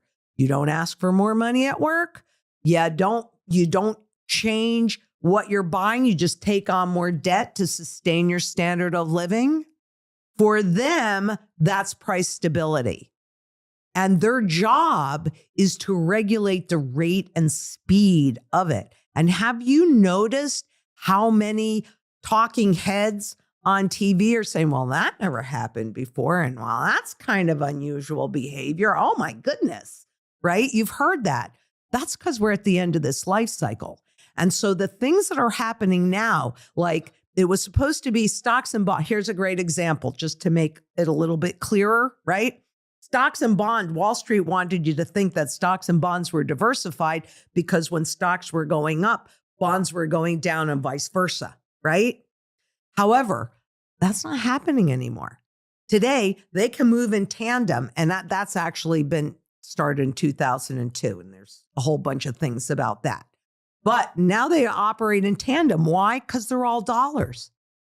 Because it doesn't really matter at the end of the day. So a lot of my work is about recognizing these repeatable patterns, and the strategy that I developed for myself based on all these years of developing currency life cycles is what we actually execute for everybody, but we take into account what your circumstances are. So the first layer, and this is where things like glint or kinesis gold that are redeemable on a little credit card, easy for transactions anywhere in the world, that makes sense. That's also where gold backs or gold money would also fit, as well as a level of cash. So, and then you go to your barterable position, and then you go to your protected position. And your barterable position you're referring to as silver. Well, it's a combination of silver and gold because it depends. It's based upon your current standard of living. And What you're there's trying to some buy. parts of it. Exactly. Okay. So if you're going for strawberries, and hey, 2014 is not that long ago, right? You remember the sovereign debt crisis that was happening in Europe. It was right around the same time with Greece and all of that. And people actually survived that by pulling out their silver. Could be jewelry, could be chopsticks, it could be picture. It doesn't matter. Gold and silver in any form are monetary at its base. So your barterable position, if you're doing, say, there are some things that real estate runs risk with. One of them is your property taxes, because how do governments generate their income? Through taxation, right? And you cannot, like, I can put this in my pocket and go wherever I want. You can put this on a hard drive and go wherever, Or in your or head. a thing. You can memorize 12 words and take it anywhere in the world. Well, you could. I'm too old. Okay. You could write I'm it not into a trusting my song or a memory. fable or Right. I would have to do that. words in a book or a That's diary, but yeah. Probably the best utility that is very obvious for me to see. Yeah. Right. Your ability to escape capital controls, take your value across borders. So far, but we've also seen with China and a number of other countries how much they can control the internet. I mean, that's part of the challenge that I have, is that if, I'm just hoping it's not an illusion, but we're going to find out. However, the next part is to protect whatever intangible wealth you've managed to accumulate. And since we know what the fundamental value is, it's pretty easy to just balance that out and properly diversify your portfolio to protect whatever intangible asset wealth you've accumulated.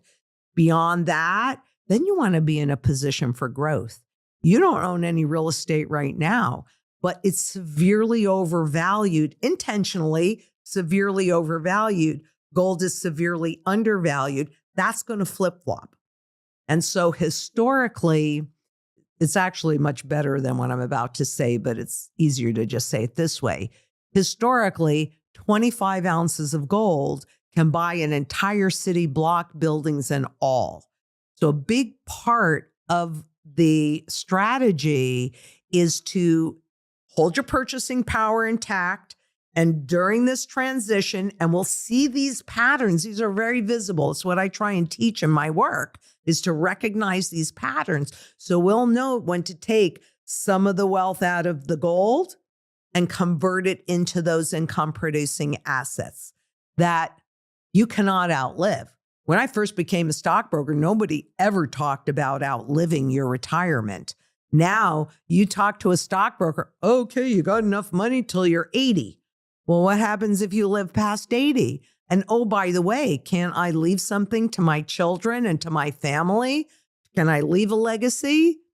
So it's a as far as I know, we are the only ones that have such a well thought out strategy. But that's because I don't know anybody else that's studied currencies and currency life cycles since 1987. Do you? No, and when you say we, you're referring to Zhang Enterprises. I am referring to Zhang Enterprises. I'm really proud of us and who we are as human beings, because we really want to make a positive difference in this world. We really are battling to get sound money back in the system. And it's not for me. I'm 70. I have plenty. I could live the rest of my life and be very comfortable. That's not an issue.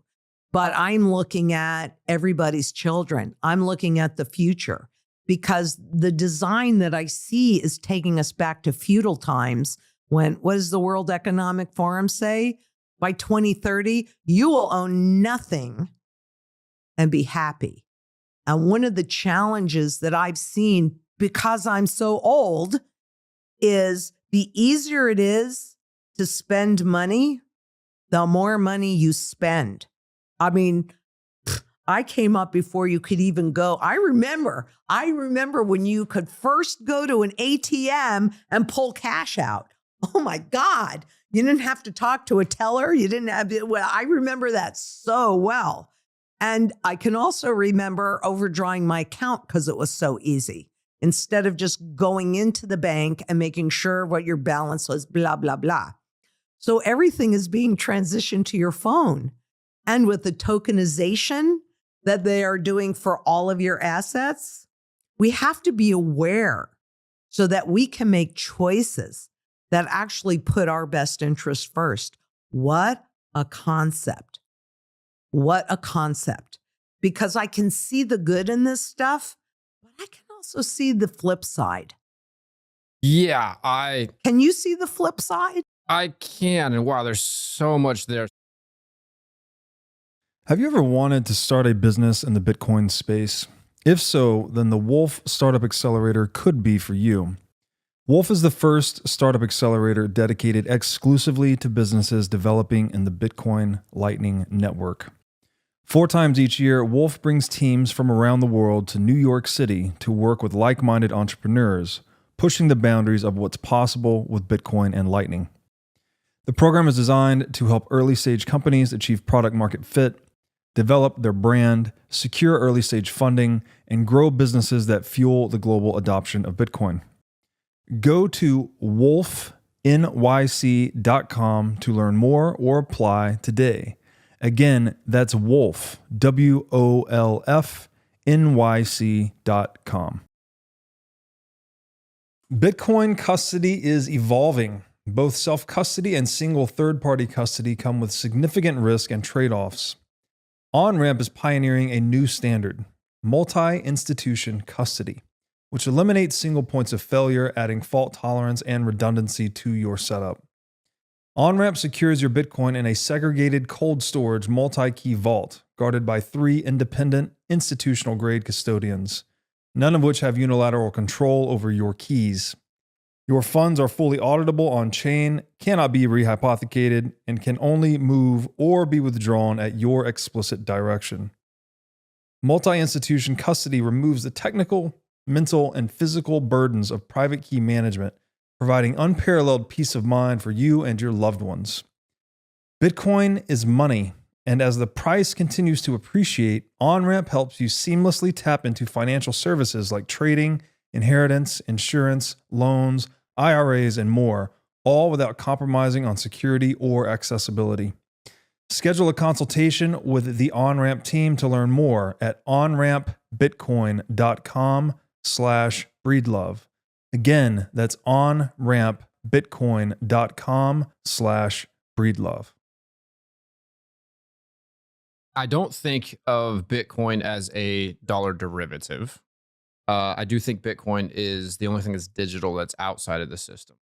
I will also say that you and I have completely aligned values, and the Bitcoin maxi community, if you will, definitely has aligned values there. I'm a free market maximalist. I think that I would agree with that. we should keep the state. I think, as far as government goes, my first thought is we just need a lot less. And so as I'm thinking about gold and silver and its ability to function as base money in the digital age, I think that the most effective way for that to be possible and minimally corruptible would be through having free market in the banking sector, where you can use a derivative of some sort by a local bank that you use as a gold depository, and you can trade their digital certificate, and you would then keep them honest by being able to redeem your digital certificate for gold at any time. And the ones that are dishonest would likely be exposed. But one of the things that I think, and so I also say, the only diversified portfolio that I personally am supportive would be one that is both Bitcoin and gold. That could make a lot of sense. Yeah. I'm not an advocate of stocks or bonds and even real estate as a store of value outside of the house that you live in. Well, you got to have roof over Totally. your head. Yes. I think that real estate specifically has been so heavily monetized as a result of the debasement of the currency. People are using houses as savings accounts, and that's contributing to homelessness, and that's a monumental problem. I think there's a lot of people that are driving around in their Teslas with college degrees, virtue signaling, drinking $14 frappuccinos or coffees or whatever it is, looking at homeless people on the streets, thinking to themselves contemptuously, if they would only go to school.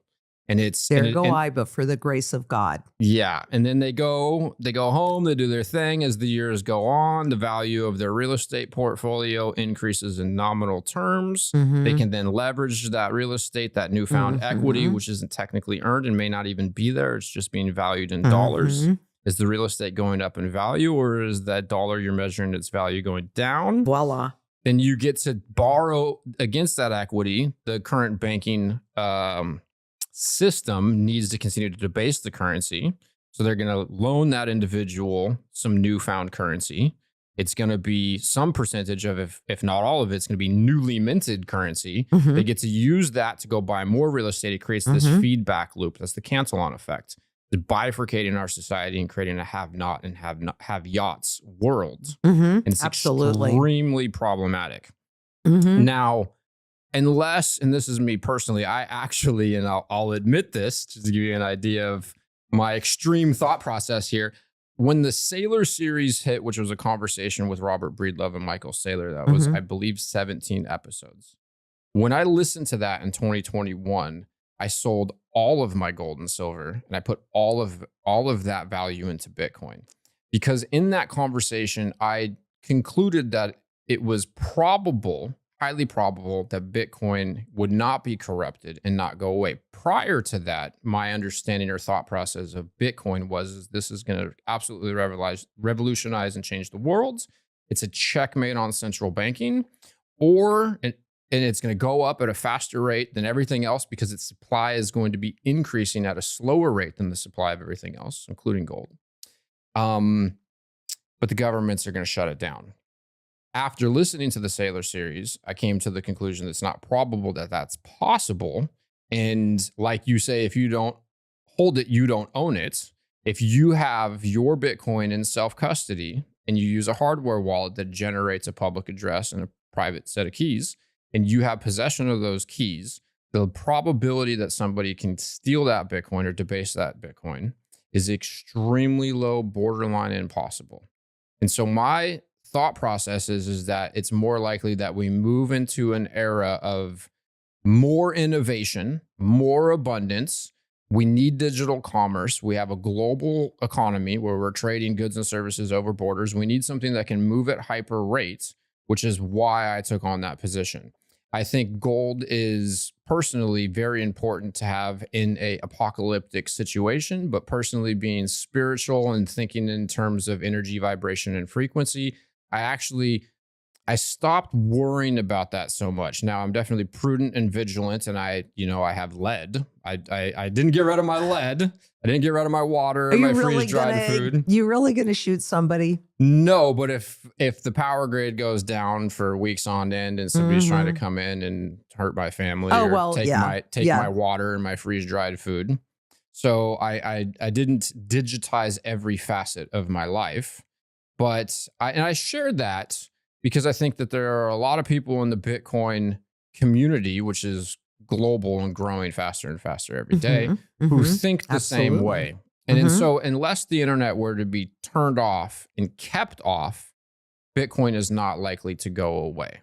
Now, I am no means against gold or silver, but I do struggle with, unless we can go into a free market dynamic where free market era where we have a true free market in the banking system, I think gold remains susceptible to corruptibility in its derivative system in a digital era where we need to send value across space and at hyper rate. So what are your thoughts on all of that? And I don't mean to steel man you or be disagreeable by any means. We have to have a discourse, and we don't have to agree on everything. We just have to come together in community, because time is going to tell both of us who is accurate, who is inaccurate, what parts of it are accurate, what parts of it are inaccurate. I'm basing everything that I'm doing on the historic norm. And, Bitcoin is a new technology, 2009, that's not that long ago. And the system died in 2008. So a lot of what you say is okay. It's certainly, plausible, and we're certainly watching the evolution. But I don't think it's going to be an easy evolution from one system into the next system. And that's really what I'm talking about. And while people think, well, that can't happen here, it's in the face of it actually happening. Because like I said earlier, I'm prepared to put my technical neck on the line and tell you right now that we've already entered the period of hyperinflation. And while you will see people driving their Teslas, drinking their $14 Frappuccinos or whatever, and with disdain, I've also lived long enough and had my own personal ups and downs, as everybody does, to realize there go I, but for the grace of God. But knowing and understanding the monetary system like I do and paying attention, I don't really pay it as, I'm starting to get a little political, because I realize if I want to get sound money in the system, that I'm going to have to be inside of the system. So bear with me. This is a new thing for me. I'm a constant learner. But, having said that, I've always just stayed economic, because it really doesn't matter who's in office. It's so easy to watch this shift right along, Republican or Democrat. And to see what that future holds, I'm telling you, the only way to really ensure that you maintain your purchasing power at this point is with gold. So you're going to do Bitcoin. That's great. Do it. I don't disagree that this is the new system. For me and my personal integrity, my integrity is absolutely everything. And so when I first saw Bitcoin come about, and I've been paying attention to it ever since. What I saw was a Trojan horse. That's the only reason why personally, if I weren't doing what I was doing, I'd probably already own some Bitcoin, right? And I don't own, and I used to own stocks and I used to own bonds, and I don't own any of that. But I can't sit here and say I'm trying to get sound money back in the system and playing into what they're doing to potentially position us into a pure system of, you talked about the haves and the have-nots. Look at the productivity patterns that we've seen. This all happened once we went to a pure fiat system. I don't know that this is gold. It could be digital gold. I'm not saying that it absolutely isn't. What I'm saying is I don't know. That all makes absolute perfect sense. Right? So I'm sitting here waiting, holding my purchasing power and becoming prepared because I don't want to have to shoot anybody. So, and it was during COVID that I realized that I needed to do something more because there was violence that was happening at the Capitol in Phoenix, which is very near to where I live. And my children that live in Scottsdale and Paradise Valley, there was violence up there at Fashion Square of all places, which if you don't know, you might not realize, but it was kind of shocking. It was very shocking, actually. And I saw the hole in my system because no matter what happens, you and I live in a tangible world, right? We're sitting here at a desk with chairs and a microphone and water. This is a tangible world. And so we have to be prepared for both. And I'm glad that you're a prepper. But when I saw that, I thought, oh my God, I slept that night with a gun in my bed. And I thought, this is not how I want to live my life. So then I went on a quest to find a completely off-grid property, which I do. I now own 41 acres on the top of a mountain. And it's very, very, very, very, did I say very remote? So it's very hard to get to, but that's where I'm going when the poopy hits the fan. And in the meantime, what I've done is out of that 2-bedroom condo, I bought a house in Central Phoenix that was large enough to house my children if I needed to. I was never really even much of a gardener, but I've learned. I've become an urban farmer, and I've actually planted out I'm on a corner. So, and I have half an acre. I don't have a lot of land in central, and I'm in dead central Phoenix. I don't have a lot of land, just a half an acre, but I've planted the entire property out with food so that when people are hungry and hopeless, they make choices they would not otherwise make. Totally. So my hope is that as people are going through this and they walk by my property, they pick a zucchini, they pick a pomegranate, and Don't maybe break they the doors down and steal the gold. Well, security is huge for me. I'm not saying it's absolutely impossible because I have had a CSI guy that was a client, and he said, "I'm telling you, Lynette, if somebody wants in, they're gonna figure out a way to get in, but you don't have to make it easy for them, right? And if somebody makes it up to, I'd rather feed people. I don't want to shoot them. I'd rather feed them. I'm a mother. It's my thing. I cannot stand it when people are hungry." Yes, I totally agree. Over the last many years, there have been times I've been driving around and I've seen homeless people starving on the streets, and it's literally brought me to tears. I'm very bothered by a lot of things taking place in the world. I had a nephew that ended up, he was homeless and he had mental illness. So a lot of people that you see on the streets, they can't help it. It's not really like they had an independent choice about this. They can't help it. That gave me a tremendous amount of empathy when I see homeless people because I don't really know what their issues are. And thank God I don't.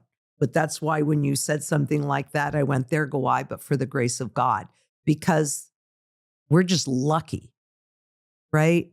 That we're sitting here today with what you've gone through, with what I've gone through. And I know that my job on this planet, and your job on everybody's job on this planet, is to share the gifts that we have been given and to leave this world a better place than we found it. And that is my personal mission. But I can easily say that for almost everybody at Zhang Enterprises, they all have that very similar mission. Every single one of us wants to make this place, this world, a better place. And we want the public to have their choices, whether that's brought in with Bitcoin, gold, and silver, a combination, or whatever it's going to be in the future. That's why I'm here, right? That's why this conversation is so important. That's why when people come into my live, it's like, no, everybody needs to have a voice because you know things I don't know. And we can share this. And then people can listen to this, listen to that, and go, what makes sense for me? Yeah, and right? make an informed decision. Educated choices that put your best interest first, because honestly, who is going to care more than you do about your future? Nobody. Yes. Wow, I love that. I love all of that. You said something that I want to dig a little on. I want to understand. You were concerned that Bitcoin is a Trojan horse. Mm-hmm. And tell me a little bit about that. Are you referring to the CIA and the NSA creating Bitcoin? I am concerned about pulling the public. Well, okay. What are your thoughts on this? Okay. So my thoughts on this is what they need for any new system is adoption. And the way that they get adoption is slowly at first and then faster and faster. So, I don't know exactly when, you came into Bitcoin. 2017. 2017. Okay. So I'd seen the ups and downs of it because I'd been paying attention to it for so long. And so they let it run and people go, woohoo, more people jump on the bandwagon, right? So it isn't really, I'm not really singling out Bitcoin, but it was the first one. And it's the one that was used to get adoption of the new digital age. And look at all the coins. I mean, let me tell you, do you know how much money I could have made? And the people, and Jacqueline is here. She's the president of my company. She's been with me forever. And the people that would call and say, oh, Lynette, just here's this coin and come and sit on our board and come in. And I'm like, have you listened to any of my work?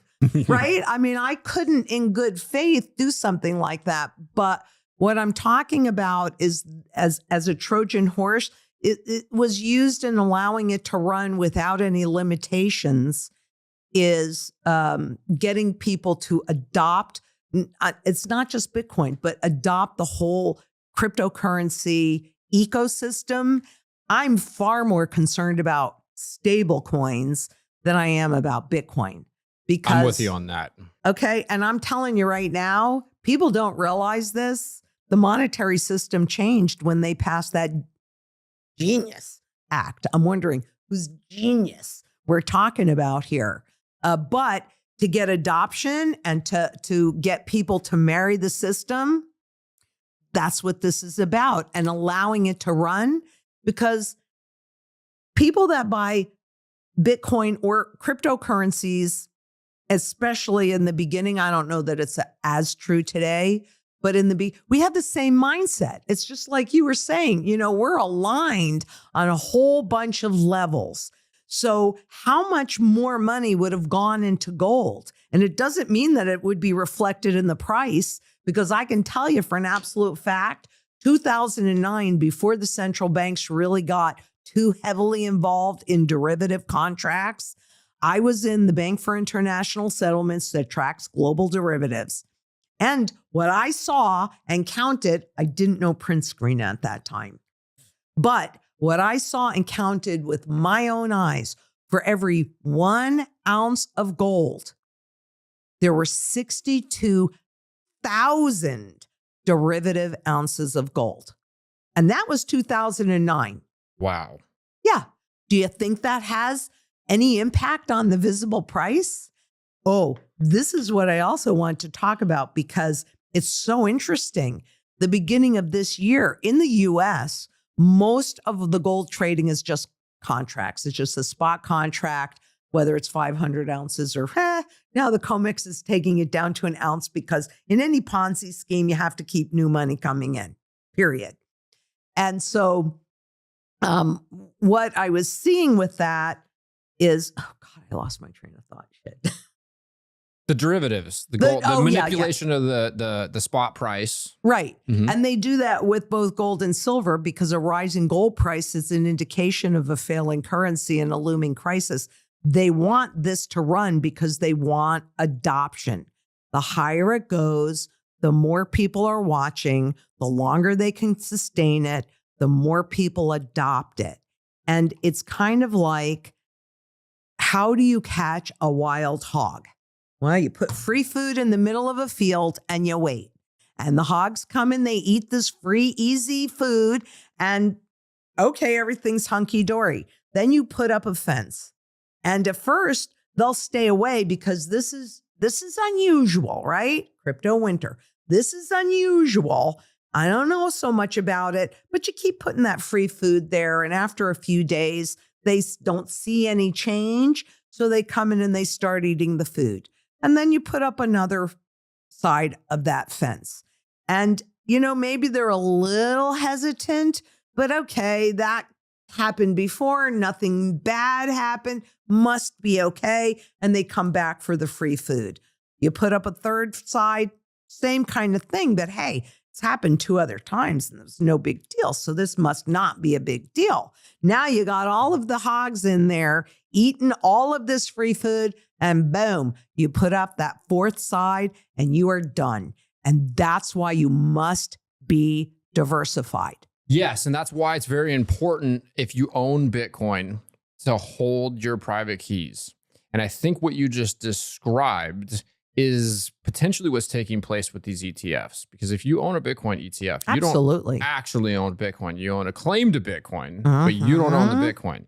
And I personally think that Bitcoin is increasing in value because more people are moving their economic energy into that network more so than it's being allowed to increase or encouraged by the powers that be, the proverbial overlords, to be adopted.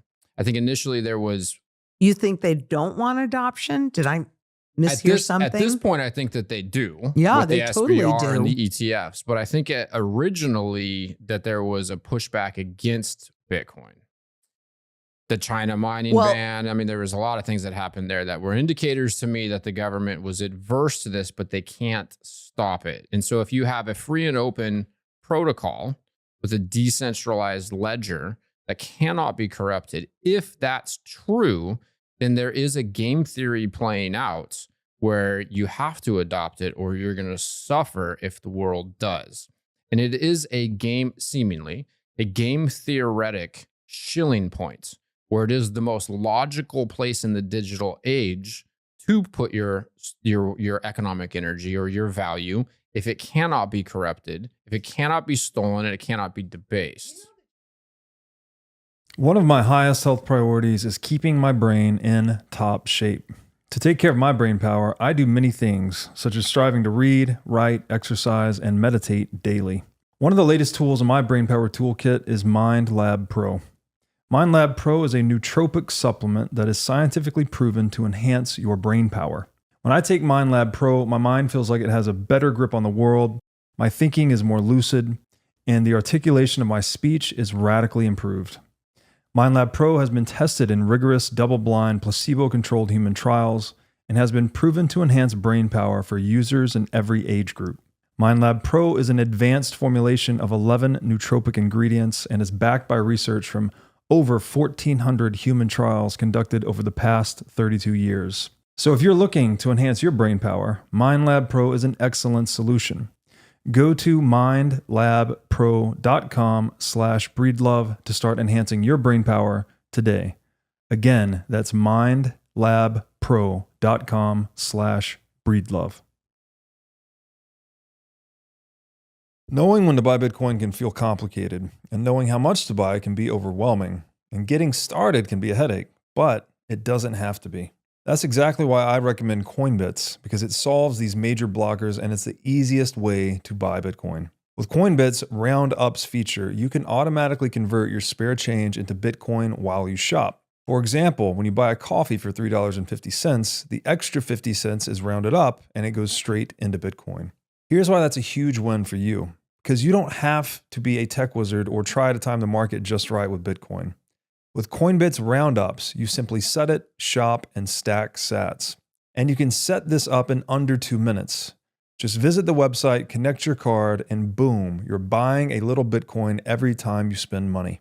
So stop wasting your time with complicated exchanges or confusing shitcoin apps. Coinbits simplifies your Bitcoin savings strategy. So go to coinbits.app/breedlove. Again, that's coinbits.app/breedlove. You know the challenge that I have? I would love to hear it. For me, this is so simple, right? It holds the energy and it's used everywhere. So you've got your broadest demand and all of that. I'm not an engineer. I'm not a little engineer, let alone a crypto engineer where I actually can go in. It's great that it's open source, but if I go in and I look at that source, my eyes are going to glaze over and I'm going to go blank. And so it's just like the fiat money system. Nobody understands the fiat money system, so they can get away with it. And that is my main concern. That's my main concern. I have to be a specific kind of engineer to understand whether or not I'm being, pardon me, screwed. Yeah, that makes sense. My thought process on that, because I'm not a software engineer myself, is that I run a node, which is software that I downloaded from the internet, which is open source, and some of the smartest, brightest people in the world today are checking that software, working on that software all the time. And so you could say I'm traveling quite far out on the risk curve with the trust there. But right. If that it requires that trust. It does. But if that ledger stays decentralized and secure and can't be corrupted, then would you agree that that is revolutionary and going to change things significantly? And that the financial system is going to reorganize itself around that, especially in the digital age? I think that that's a possibility, and I hope that you're right. I'm just not an engineer to know if you are or not. Mm-hmm. And so I sit back because, having studied this, I have a lot of patience. And I'm going to tell you, I don't care if I'm 20 years too early. I just don't want to be 1 second too late. And I know what happens in these transitions. It is not a smooth transition. Everybody wants to think that it's just going to be, okay, we go from this system into this system. That's not how it works. I don't know. Maybe this time is different, but I've got 4,800 times of data that tells me that this time is not likely to be different. And so if I can hold my purchasing power, then that means that I'm in the position to take advantage of any opportunity that comes between this system and this system. And since I'm not an engineer, I like to keep things really, really, really simple. I do understand fiat money and how that works. It's where I've lived my life, understanding that piece. Most people don't, but fiat money is really easy to understand if you just look at the purchasing power chart. I'm sorry, you gotta look at that chart. I will. Because that is probably the single most important chart that I ever look at. And I really pay close attention to that. Do I think it's 100% accurate? No. What do? They don't change behavior. They change formulas, right? That's what they do. But in their dishonesty, they're still telling you there's 3 cents left out of the original dollar. We have to get to zero. If Bitcoin, let's talk about stable coins for a minute, because that to me is a much bigger risk about what's going on. And the system has changed. When they passed that law, the system has changed. What are stable coins about? You always have to look at the name. They're not stable. They're based on the dollar. That is about developing a new artificial market like the petrodollar created a new artificial market for dollars and treasuries in the 70s. Thank you, Henry Kissinger. I remember that. I remember it so clearly. Didn't really understand all the implications of it, but I remember that. And that's the problem that we're really dealing with now, is that there's no purchasing power left. We're shifting into a new system. The stable coins have ushered in that new system, but that's about creating an artificial market for debt and dollars and translating that directly to the public, and particularly in the third world countries, because they had the fastest adoption only because their currencies were in worse shape than the dollars were. Yeah. So I'm with you on all that. But what can you convert this into? Well, I mean, personally, I was in El Salvador 3 times last year, and I was buying things in farmers markets. I'm buying tallow soap and grass-fed steaks and with Bitcoin direct. Good. It's good. It's good to hear that, because that's not a lot about what I hear. I was in Madeira, Portugal. I was in Prague buying things direct with Bitcoin. I mean, I could buy my beef in Colorado with Bitcoin. But what I wanted to speak to is I think of, and I've listened to a lot of Michael Saylor, and Saylor talks about, so Saylor talks about currencies collapsing into the dollar and properties collapsing into Bitcoin. And I think that stable coins, they're called stable because they're stable in dollar terms, but that is oxymoronic because the dollar is obviously not stable. Yes. So I think that the adoption of stable coins on behalf of the United States government is a way for the dollar to scale globally in the most energy efficient way. And that's why in third world countries, just like you mentioned, people are adopting stable coins, because if you're in Venezuela, like, you would much rather have dollars than Bolivar. I believe it's Bolivar. That's right.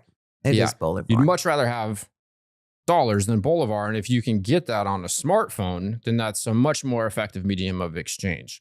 And I love what Mike Maloney says. And then I've watched a lot of Mike Maloney, and especially in my early journey down the economic rabbit hole. And I think in some of his interviews or podcasts, his producer would even push a buzzer every time he referred to the dollar or any other currency as money. And it would go, it's a currency, it's not money. And He's right. He's right. And so personally, I believe that gold and Bitcoin are the only two things that I think of as money. I think gold was the free market used gold as money. It's a commodity. It's based in nature and the laws of physics. And the demand factor. Totally. Because honestly, if you have something that is used in one place and that demand goes away, you have nothing. If you have something that's used lots of places, then you have more, obviously you have more demand. Yes. So it doesn't go to zero. So I think of Bitcoin as the world's first engineered money, the first thing that was engineered to be a money that actually, and highly probable to be successful. And if it is successful, it is the digital version of gold, capped in supply, bounded by energy, decentralized, secure.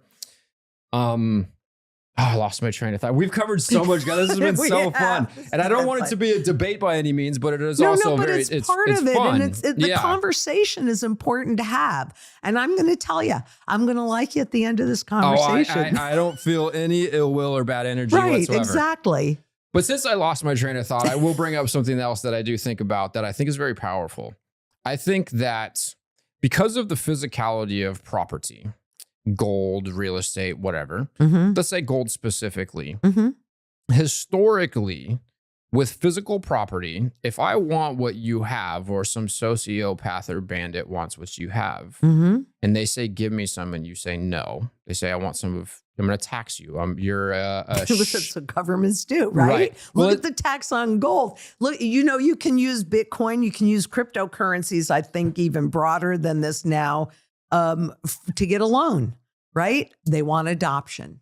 Well, yeah, I think there's a lot there on that note. I think that they want another vector to debase against. And if Bitcoin stays decentralized and secure, it's supreme collateral. If I own a house, I get in a car accident, I get all screwed up on fentanyl, I'm in the middle of a remodel, my house is half ripped apart, I go into foreclosure, the bank has to sell that house to whoever is willing to buy that house in that jurisdiction, in that condition it is in. If I borrow against my Bitcoin and Bitcoin stays decentralized and secure and I go under, and I can't service the debt, they can sell that Bitcoin 24/7, 365 globally, and they can be whole or whatever, yeah, right? But going back to the physical nature of gold and the incentive to violence. So let's say you're on a ship and you come to a Venetian port, and I say the tax is half of everything that you have, and you say, that's too much, you get screwed, I don't want to pay you that, and I just say, I get 100% of what you have.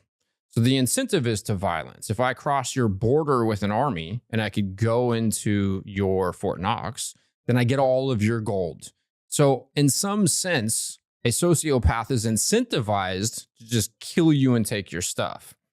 One of the things that I and many other Bitcoiners, and I want to make it very clear, I am as adverse to cryptos other than Bitcoin as I am to the dollar or any other government issued, controlled, corrupted currency, whatever.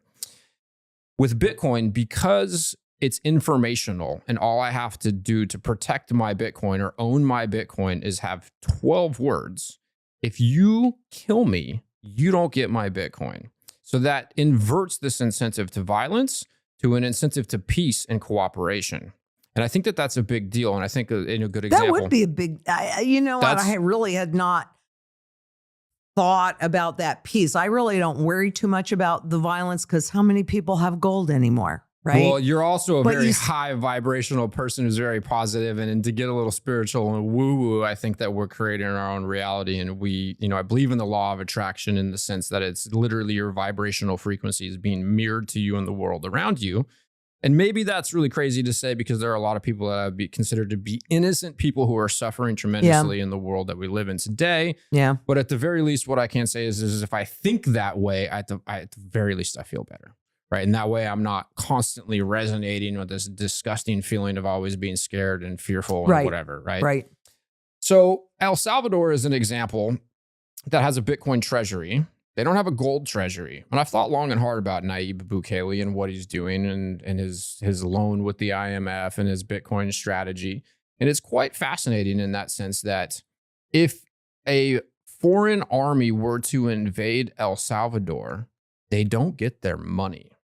But if they had a large bank with gold in it, the gold would be the first thing to be seized. It's my understanding when Hitler was crossing borders, the first thing that he did is go right to the banks, takes the gold. Absolutely. Yep. So I do share that because I do think that that is something to emphasize and is important with the understanding of why Bitcoin is something that would be important to consider having in your portfolio.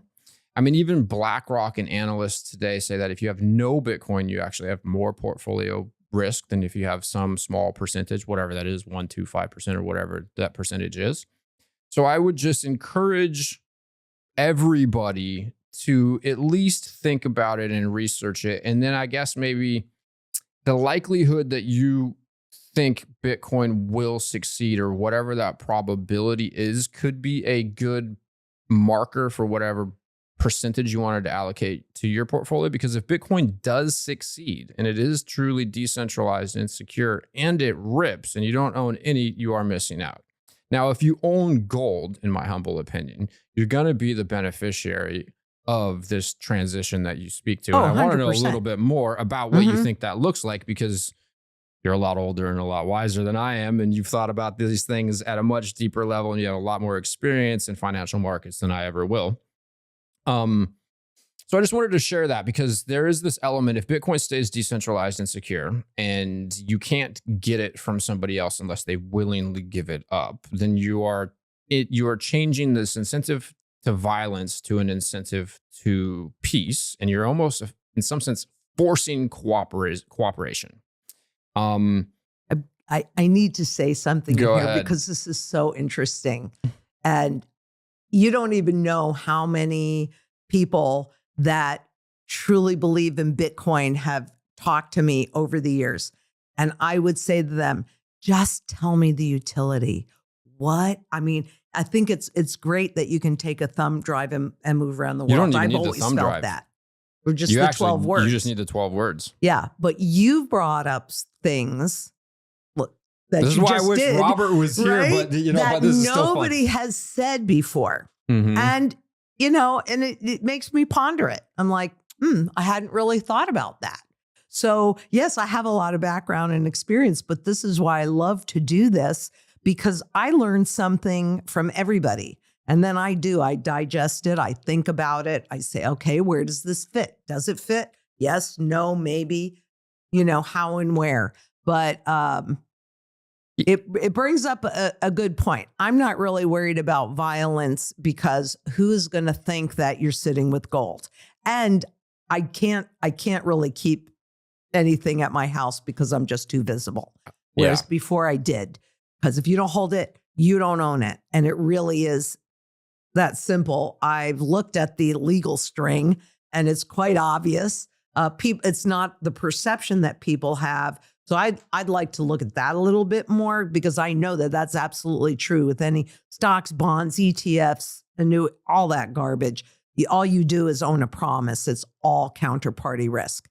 Now, there is definitely counterparty risk in this. They can turn off the internet, whether or not they would leave the internet off. But I mean, I don't really view that as the most free and safe place. I think if the internet goes off, the first order of business for our civilization is to figure out how to get back online. I think there are new places that are coming up because the current system that's been around for so long. And remember, I'm old enough to remember before we had that, and when they were working on the internet, and then when they chose to introduce it to the public, right? I mean, there is an advantage to age. You'll see that when you get to be my age. You're like, I hope to make it I've seen far. a lot. Yeah. You will. But I do appreciate a lot of the thoughts that you've put into this, because I hadn't really thought about it forcing peace. Yeah. And so I have a couple questions that I won't forget that I'll get back to. And I guess I'll just share a little bit of the things. No, it's okay. I like the free-flowing element of here, even though I've lost my train of thought a few times, but it's just because you're just bringing so much good information. But there's a lot that I think about Bitcoin that is really special, and kind of going back to what I talked about, and this is actually referred to as the double spend problem. And it's what Satoshi solved, is the double spend problem. It's the first thing that's informational that I give to you. I no longer have it. You have it. It's a bearer instrument. If I send you a JPEG, I tell you where a fishing hole is, I send you a text message, an email, you have a copy, I have a copy. So Bitcoin is the first thing that's information that is a bearer instrument. That's a really, really big deal. I actually think about it, and Saylor has said this, it's the merging of the physical world and the digital world. I get a little more woo-woo and spiritual, and I think it's almost the merging of the physical world and the metaphysical world, because now I have this finite bearer instrument that's invisible, that you can't get if you kill me, that I can send from me to you. And if that is true, that is a very, very big deal. And I just moved from Humboldt County. I lived there since 2009, like we were talking before we started recording. I'm a retired, professional, lawful, licensed cannabis farmer. And when I moved across the country to Miami, if I had a lot of gold, if all my money was in physical gold, that's an issue. And so having Bitcoin, my Bitcoin is in cyberspace, protected by cryptography, protected. In my particular case, I have a geographically distributed multi-sig, where the set of keys in order to unlock and move that Bitcoin is split up, and you can do any sort of schema you want. You could have a 2 out of 3, you could have a 10 out of 15, where there's 15 keys. And in order to unlock and move the Bitcoin, you need a certain amount of those keys. So you could split your set of private keys up into multiple sets of 12 words. You can put some of them in safety to deposit boxes. You could put some at your attorney's office. You could put some at your friends and families, whatever. In order to get that Bitcoin, you would have to get a certain number of those sets of keys in order to steal it. So when I moved across the country. I didn't have to move my physical precious metal. And actually being a cannabis farmer who had banking impedance, although I was lawful and I paid taxes, I had to pay $300 a month to have a bank account with the credit union. All of the money that I earned was in cash. And at some points, I had a large monthly nut to crack to run my business and my life. And when I got all of my cash gone, when I converted it into Bitcoin, spent it, whatever, and got rid of my gold and silver, because of the invisible, non-physical element of the Bitcoin and the nature of the business that I was in, I had to be concerned about if I ever got caught, even if there was an issue where I didn't even do anything wrong. If law enforcement came in cannabis, it was a situation where you were proven guilt. You were guilty till proven innocent. Right? They just seize everything. I had facilities with all this electrical stuff running. I had to have this big fireproof safe, but now that's a honeypot. If somebody comes in, the first thing they're going to do is try to get into the safe or steal the safe. So I had to be worried about fire. I had to worry about seizure. I had to worry about theft. And there was points in my life where I literally had pelican cases of cash that I earned lawfully buried in the ground. So when I got all of my capital in Bitcoin behind a very well thought out multi-sig, it was a monumental feeling of relief for me. And especially where I'm in a position that I'm in now, there's 200,000 subscribers to this YouTube channel. I talk about, hey, I own Bitcoin.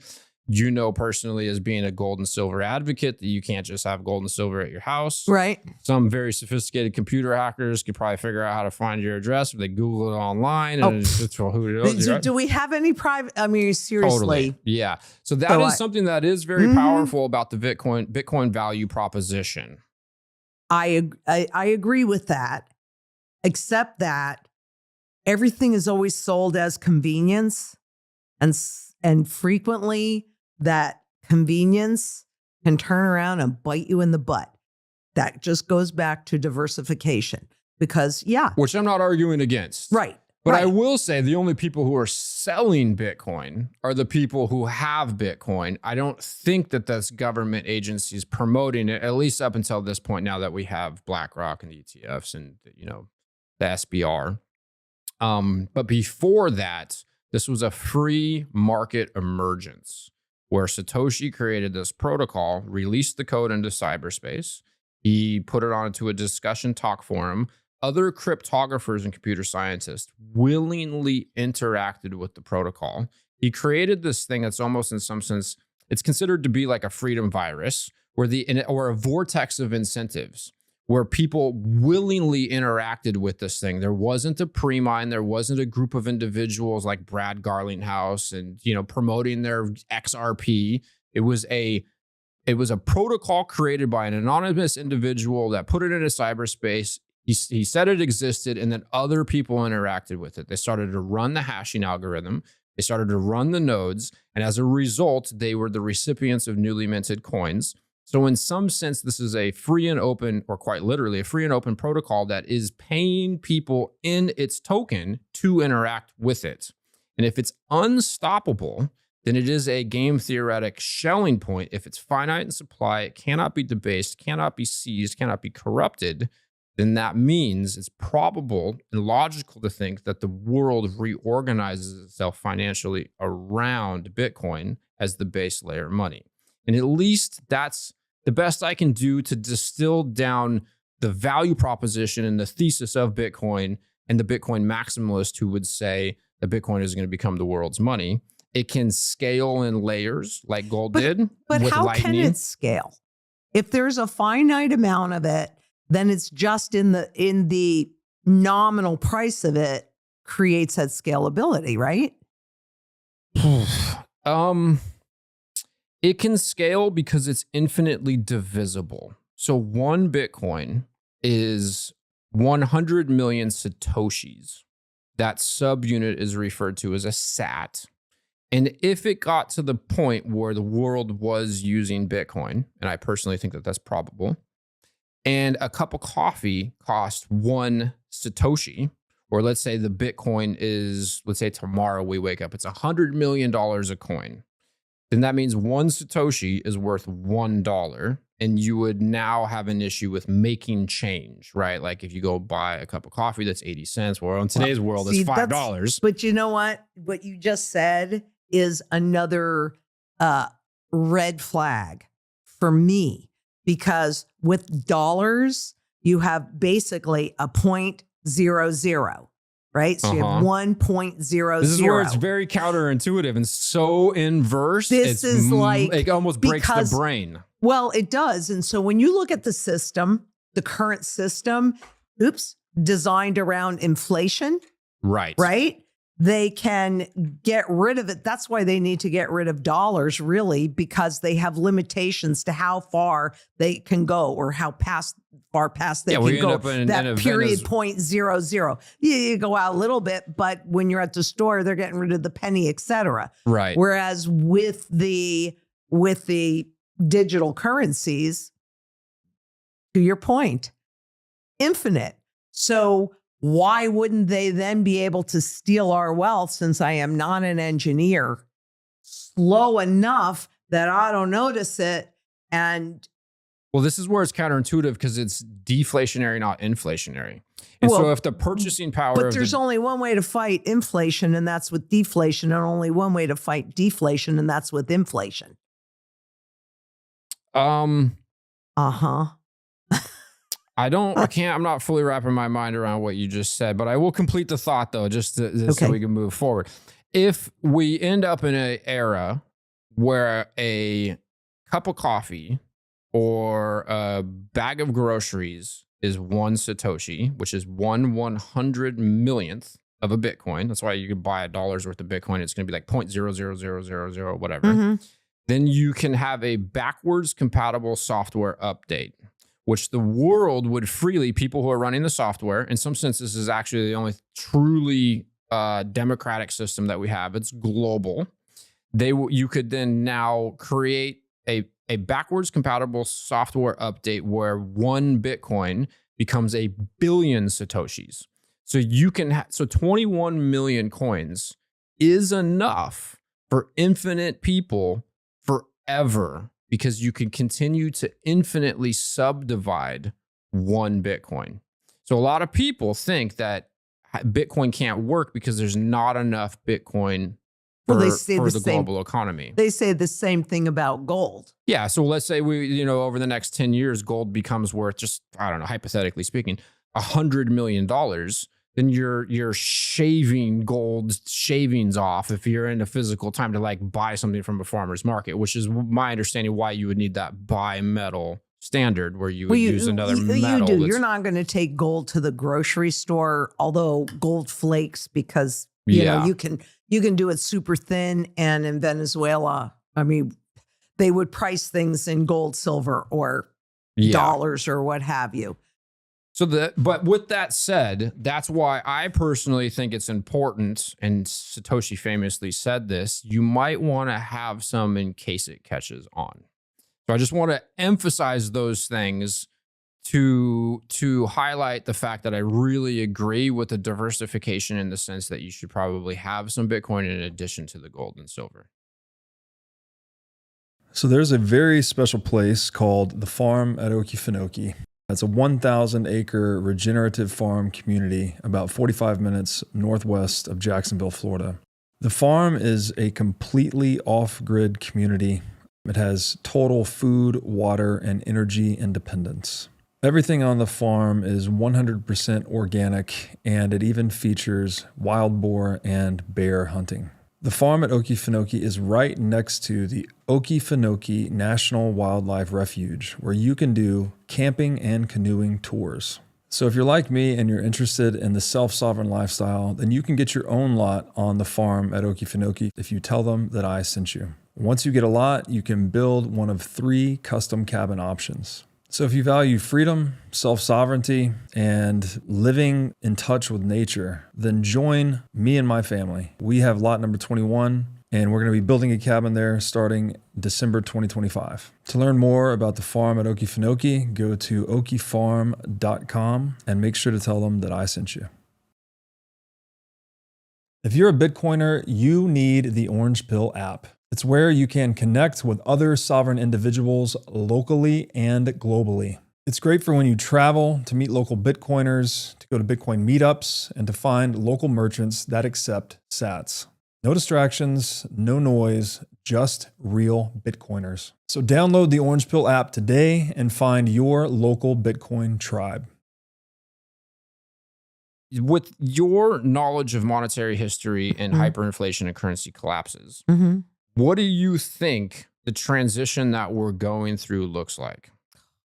Or and what do you think where do you think we go and under approximately what time? Obviously nobody has a crystal ball, but you're much more knowledgeable than I am. And so what do you think is likely to unfold, or maybe just in an idealistic sense, what would you like to see happen? Oh, well, you've asked me two different questions. Okay, well, let's do one. So what do you think is probable to happen? And then what would you like to see happen? Probable to happen. All right. I want to go back to the thing that you weren't quite sure of, because you need to get that piece in order to see this next piece. Okay. Okay. And that is, first of all, the whole monetary system is deflationary. That's why they keep lowering the interest rates to inspire inflation. When President Trump says he wants lower interest rates, it's because he wants to take on more debt and print more money. Okay, I want to jump in there because you're nailing something that you're saying something differently that I see and believe. I could be wrong. I'm just a dude. But I think of another Jeff Booth quote, and the first time I heard this, it blew my mind. It like wired new neural pathways in my brain. I almost couldn't even believe I'd never had this thought before, because it seems so obvious. Simple, right? The natural state of the free market is deflation, meaning that if there's a demand for something and there's an incentive to produce it, we will produce it. And as the supply increases relative to the demand, the value of that good or service is going to decrease. And so in a free market, you have deflation. We have deflation taking place in the sense that we're increasing the amount of goods and services at a faster and faster rate. But we have an inflationary debt-based monetary system. And in order for the system to stay solvent, further debasement is required. So as technological innovation, AI, all the stuff that we have going on, we're producing more and more and more at a faster rate. Now, the problem that I see is that, let's say you take real estate and you take equities and you take government bonds. Let's say those are predominantly the basket of goods that collateralize the debt. In nominal terms, the value of whatever is collateralizing the debt has to be higher. But we're diluting the supply of these things. We're making more of them, and we're doing so at a faster rate. So we're pushing down the value in real terms, requiring the debasement of the currency to pervert that quote unquote prop asset prices up. That is part of the design of the whole entire system, is that debasement. Which is problematic. If we increase our productivity faster and faster, we need more debasement and is required for the system to stay solvent. That's why we have this proverbial runaway train. First of all, the system is not solvent. Well, obviously. And by design, it is not solvent because the requirement is more debt. I want to go before we went into this system for just a second, because let's say that you're a country, I'm a country, and he's a country over there, right? Now, I'm a poor country, you're a wealthy country, is medium size. So I'm poor. I have to figure out not to be poor. So I create this great widget, and he can't really do too much because he's kind of like in the middle there, but you've got a lot of extra wealth. And you see this fabulous widget. And so you start buying my widget. Now, all of a sudden, I have more wealth. You have less wealth. You have more of my widgets, but you have less of your wealth. And he develops a new widget. So now I have wealth and I start buying that widget from him. And that's the way the system worked before. When we're truly on a free market system, if you develop the best widget, then the wealth is going to be attracted to you. And then because you have so much more wealth, that next widget, that wealth transfers. That's why things look like a hill and valley, right? In the economy. That's the free market being in some sort of natural equilibrium or homeostasis like happens in nature. Exactly. Okay. But now we come into this system, And the government wanted to tax you more, but knew on a gold standard that you would know about it and you would probably fight it. Through debasement. Through debasement, you don't complain about it. If it's an overt tax, okay, we're on the gold standard, I'm taking your gold. Right. You know about it. Corporations wanted to pay you less, but knew that if you were used to getting $10, you weren't going to accept $5. However, through inflation in both places for the government, there's your inflation tax, because at least in theory, they get you to use the money first when it has the highest level of purchasing power. And then that trickle down theory, by the time it comes to you and me, it has a whole lot less than it did originally. But dilution. The moment that we get it, it has the highest level of purchasing power that it's ever going to have. And then it's going to go down from there. So the recipients of the newly minted currency have an unfair advantage in the marketplace. Well, yes. Yeah. Okay. 100%. Because they're getting it before it's entered into the economy. So they're buying goods or services with that newly minted currency before it's been distributed all the way through the marketplace, and prices are adjusting accordingly. Well, yes. Okay. Prices are adjusting accordingly. But the other part of that is, since the money's created from debt, now we're paying interest on that debt. Which is why the whole thing is entirely insolvent, because there's not even enough currency within the system to pay off all the debt. Well, the design is, look at the debt charts at the Fed, right? Yeah. The design is never to pay it off. It's constantly compounding. And then interest rates are the tool to regulate the rate and speed of that inflation. So if you look at the pattern of that, then you can see that, what are we trying to fight? We're trying to fight we're trying to fight deflation. All of that debt is deflationary. It pushes the price down as the value of the currency goes down. But in nominal terms, it pushes the value up. People aren't paying attention it's an to optical illusion. Completely. So we can't just go based on what our experience has been since the early 1900s. You have to look further back. But when you have deflation, if you're battling that, you have to create inflation. Yes. Okay. So that's why I say, very simply put, the only way to fight deflation is with inflation, dropping those rates, inspiring people and corporations and governments to borrow more. With fractional reserve banking, it's going to expand the currency supply. Voila. And keep the asset prices propped up. Those assets, whatever baskets of assets, that's collateralizing. Correct. It doesn't matter. Yeah. Right. Exactly. And I want to come back to collateral in a second. Okay. So that actually, when you think about it, makes it super, super easy to understand. The only way to fight inflation is with deflation. The only way to fight, and we saw that when the inflation numbers were running hot enough that the people started really going, right? That's when, what did they do? Powell raised the interest rates. Slows down the creation of new currency. Right. It's still happening, but it's just at a slower rate. Correct. Mm-hmm. That's the goal, is to let it happen at a slow enough rate that you don't notice it, and therefore you don't change your behavior. Okay. So it's critical that we all understand that. And it's really simple. The only way to fight inflation is with deflation. The only way to fight deflation is with inflation. The problem that we're at right now is how much money has been created. Really, they had it slow enough until we hit 2008, right? When 2008 hit, I remember everybody up in arms over the $800 billion that the Federal Reserve had printed to give to the banks. Which nobody would even blink an eye with $800 billion today. Yeah. Exactly. So that's part of it too, is that we get used to it. Right. Remember at the beginning of President Trump's term, and he was going in and changing all of these things, lickety split so fast, and everybody's going, and including me, like, holy cow, this is so fast. I am not convinced that nothing got damaged that we have not really seen the impact of yet. Okay. Because it was very willy-nilly and haphazard.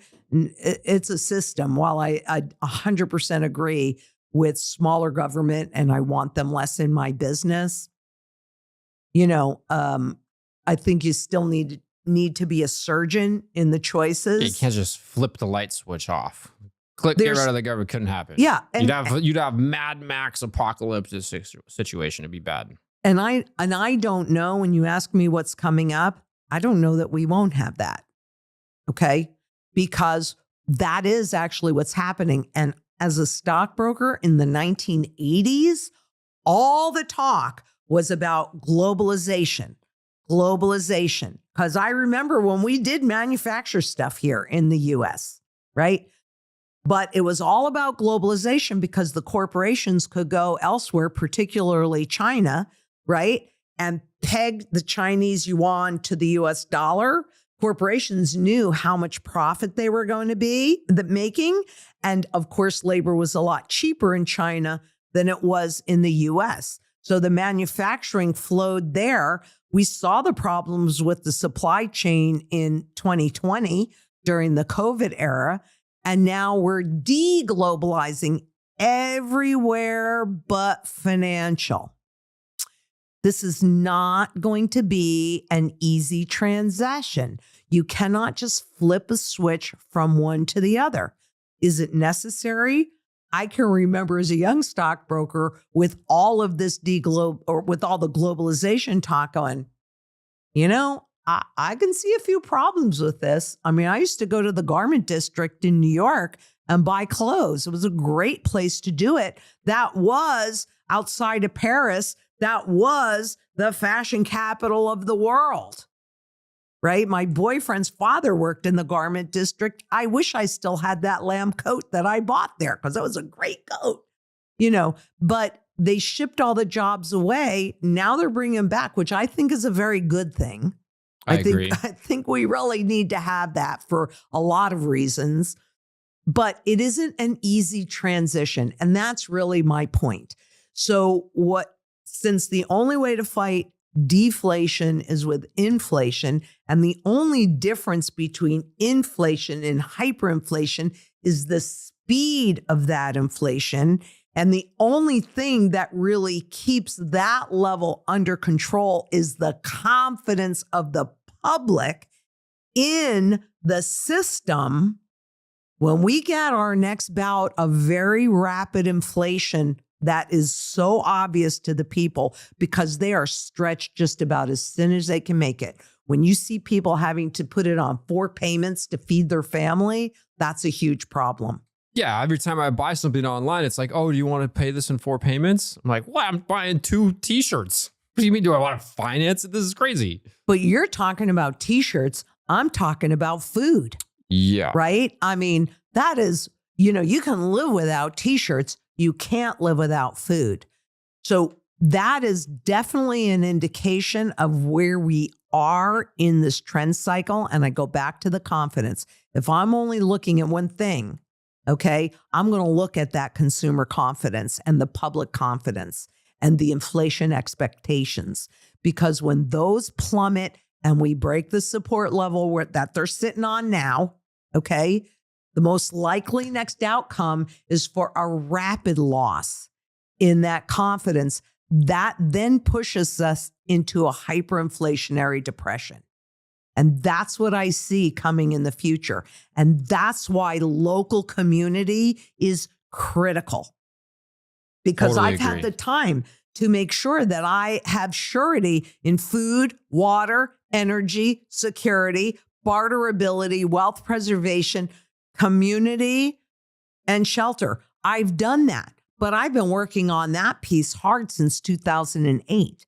I don't know too many other people because they're just living their lives. It got really bad, then it got not as bad, and people go, oh, it's back to normal. It's not back to normal. The currencies never regain their purchasing power. They don't. Look at history. Is this time different? Maybe. Probably not. I don't think so. Probably not. So that's what I see. And time-wise is always really challenging. But that's why I'm paying very close attention to that confidence number, because once we break below that level, which is M2V, you're referring to that. well, that's where you'll see a huge spike. I Okay. don't mind a little spike. It's a pattern shift, right? Right. That's what I'm always looking for. Because when the velocity increases, that's indicating a major loss in confidence. Yes, it is. Okay. But it's also in the consumer confidence numbers. And we're seeing this shift that's happening right now, like we're talking about with those 4 easy payments. But you have enough of those 4 easy payments. They're no longer easy payments. We're seeing a rise in default. But if I were looking at just 2 things, it would be the confidence levels and the monetary velocity. But the monetary velocity already gave me the signal, right? Whenever there is a pattern shift, you don't need to know what that means. You just need to know that something's happening. There is a change. And depending upon what it is, it's either a good change or bad change. I saw that in 2007 when the dollar fell to its lowest level ever against its trading partners. And I'm pretty sure it was July 9th of 2007. And I say that because I went on a sibling weekend, which was not something I did. I don't talk to my family much about this because, they just think I'm woo. They don't anymore. But at that time, they did think I was just woo-woo.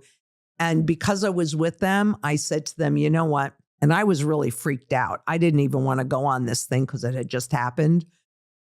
But I decided to tell them that when we got back, I was going to tell my mom to liquidate all of her stocks and just sit in cash. And she had gold and silver, just sit in cash for a while.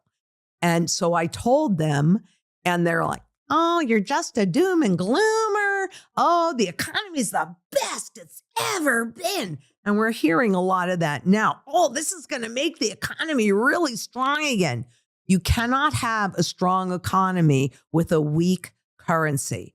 And the value of our currency is 0. And it's 0 because it doesn't cost anything to create. This is not rocket science. You just thinking about it logically. And so that's the reason why interest rates are being dropped, is to inspire inflation. And what they're really telling you is the dollar is too strong and we're going to take the value down.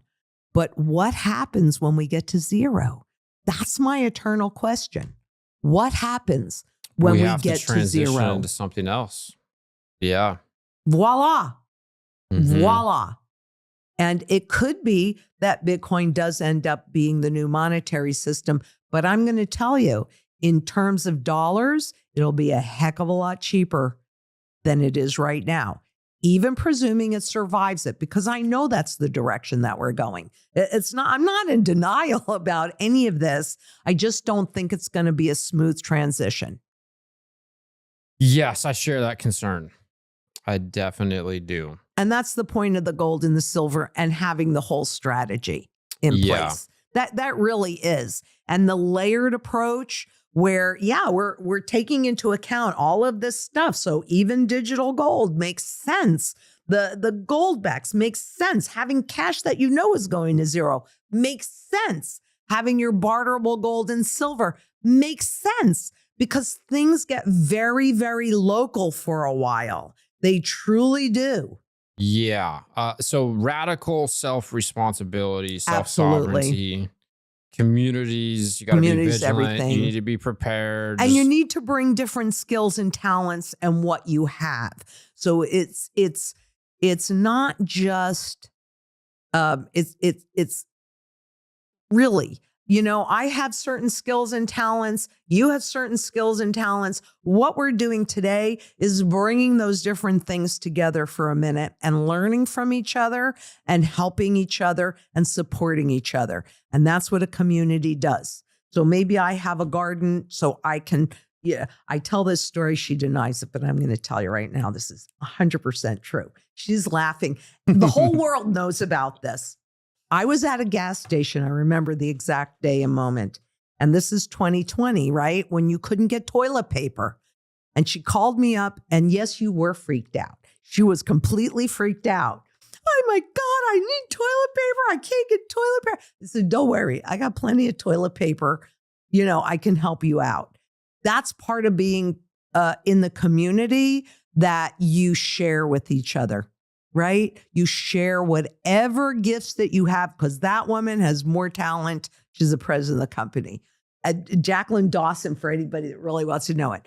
But she's got tremendous talent that has a lot of value. Everybody does.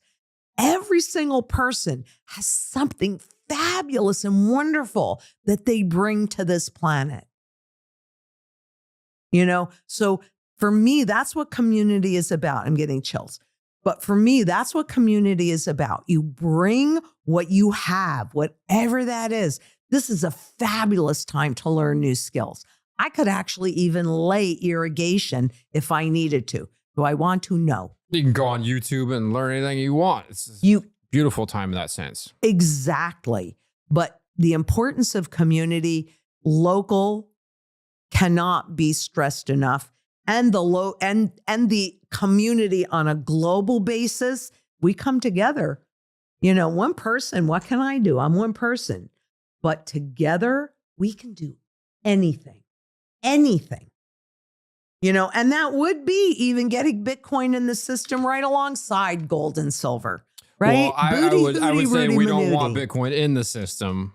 We would hope part of the monetary. If it's the money of the system, if it's the global money, then it's got to be part of. But it's still going to be part of a system. Yeah. The old system's dying.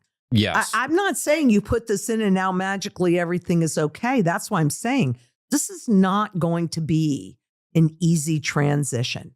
It's not. I totally agree. Yeah. Hyperinflationary depression. That's what history says.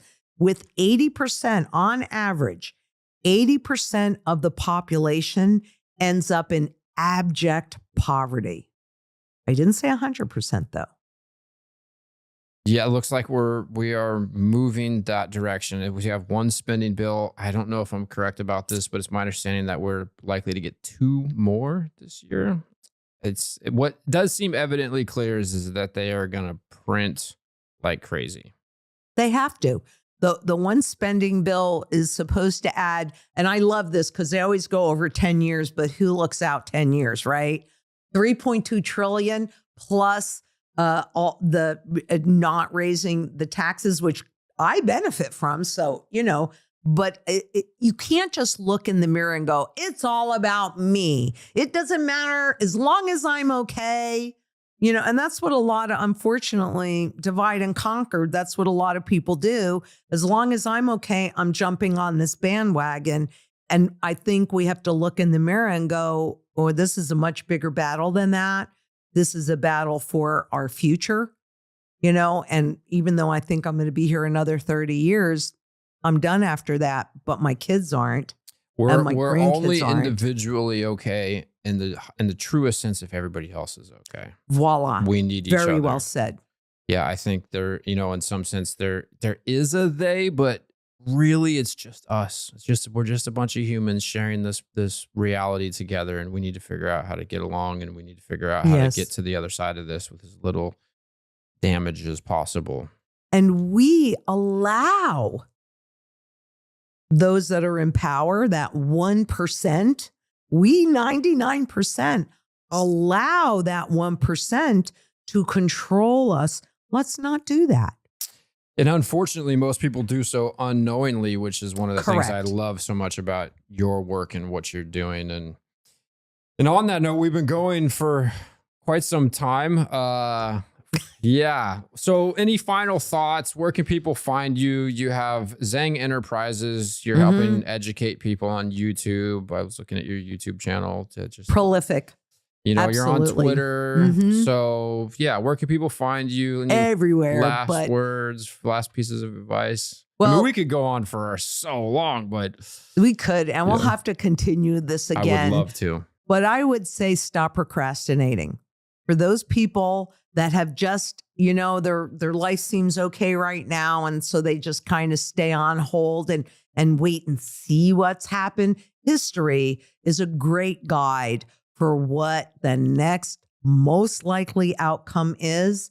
And if you learn how to recognize the patterns of an aging currency and what that next most likely outcome is, then you get to be in the right place at the right time with the right asset, because there, I know everything sounds doom and gloom. It's not doom and gloom. There's opportunity in everything. Incredible, especially in crisis, especially in transition.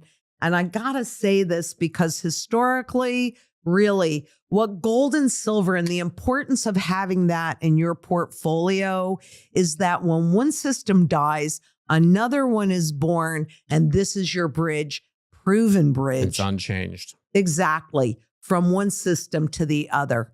And that thesis applies to Bitcoin. It doesn't have the historical track record, but that gold and silver does. And that's but I all just I'm wanted to waiting add for. that. Yeah. Honest to goodness, that's all I'm waiting for.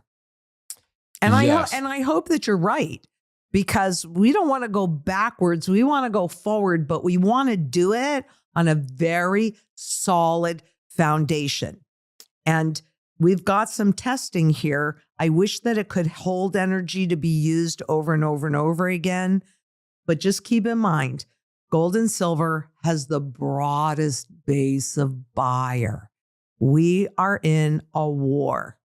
You can go in with dollars thinking everything's hunky-dory, and then what do you have? You have maybe a penknife, maybe not even a penknife. Gold is a bazooka. And this is what they reset the currency against. And that's because of its demand. Yes. Oh, well, this has been a lot of fun. Yeah, it Thank you has. so much for your time, all of your wisdom, insights, good energy, and openness too, to hear some of my thoughts about Bitcoin.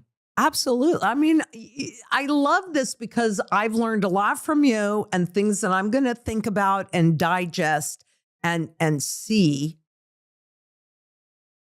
It's fascinating stuff. Very. It really is. And I have yet to meet anybody who has gone down the proverbial Bitcoin rabbit hole who has then decided, no, this is nonsensical. And the Bitcoin community globally is very adversarial in their thinking, outside the box thinkers, and aligned values, hard money. We want to separate money from the state. We want to liberate humanity from corruption, the shackles of scarcity, violence, all the things. So, well, the way to do that, honestly, is to have a tool that the public can hold those that are making these choices and decisions for us, hold their toes to the fire. And I don't see why we can't just vote what we think with blockchain and eliminate a lot of these politicians. yeah. What a concept. I don't ever hear anybody talk about that. That's a whole nother thing too. And, We'll and have to have that that could be conversation. something too that's built in a layer on top of Bitcoin. Bitcoin has a lot of potential. And yeah, we definitely need to do this again. I don't want to do this sometime when Robert is here. Love that. He's what, in my humble opinion, maybe one of the world's best at speaking to these things. So Excellent. But you made me come to Florida before I could talk to you. yeah. So it might have to wait till I come back again. Well, we do Zooms from time to time, and this one might warrant a Zoom. So thank you so much. This has been Thank you, tremendously Eric. fun. This has been fabulous. Thanks for watching. If you enjoyed this episode, click here to find more just like it, and here to find our most recent episode. Also, make sure to like this video to help shine light on the corruption of money, and be sure to subscribe to this channel to stay connected.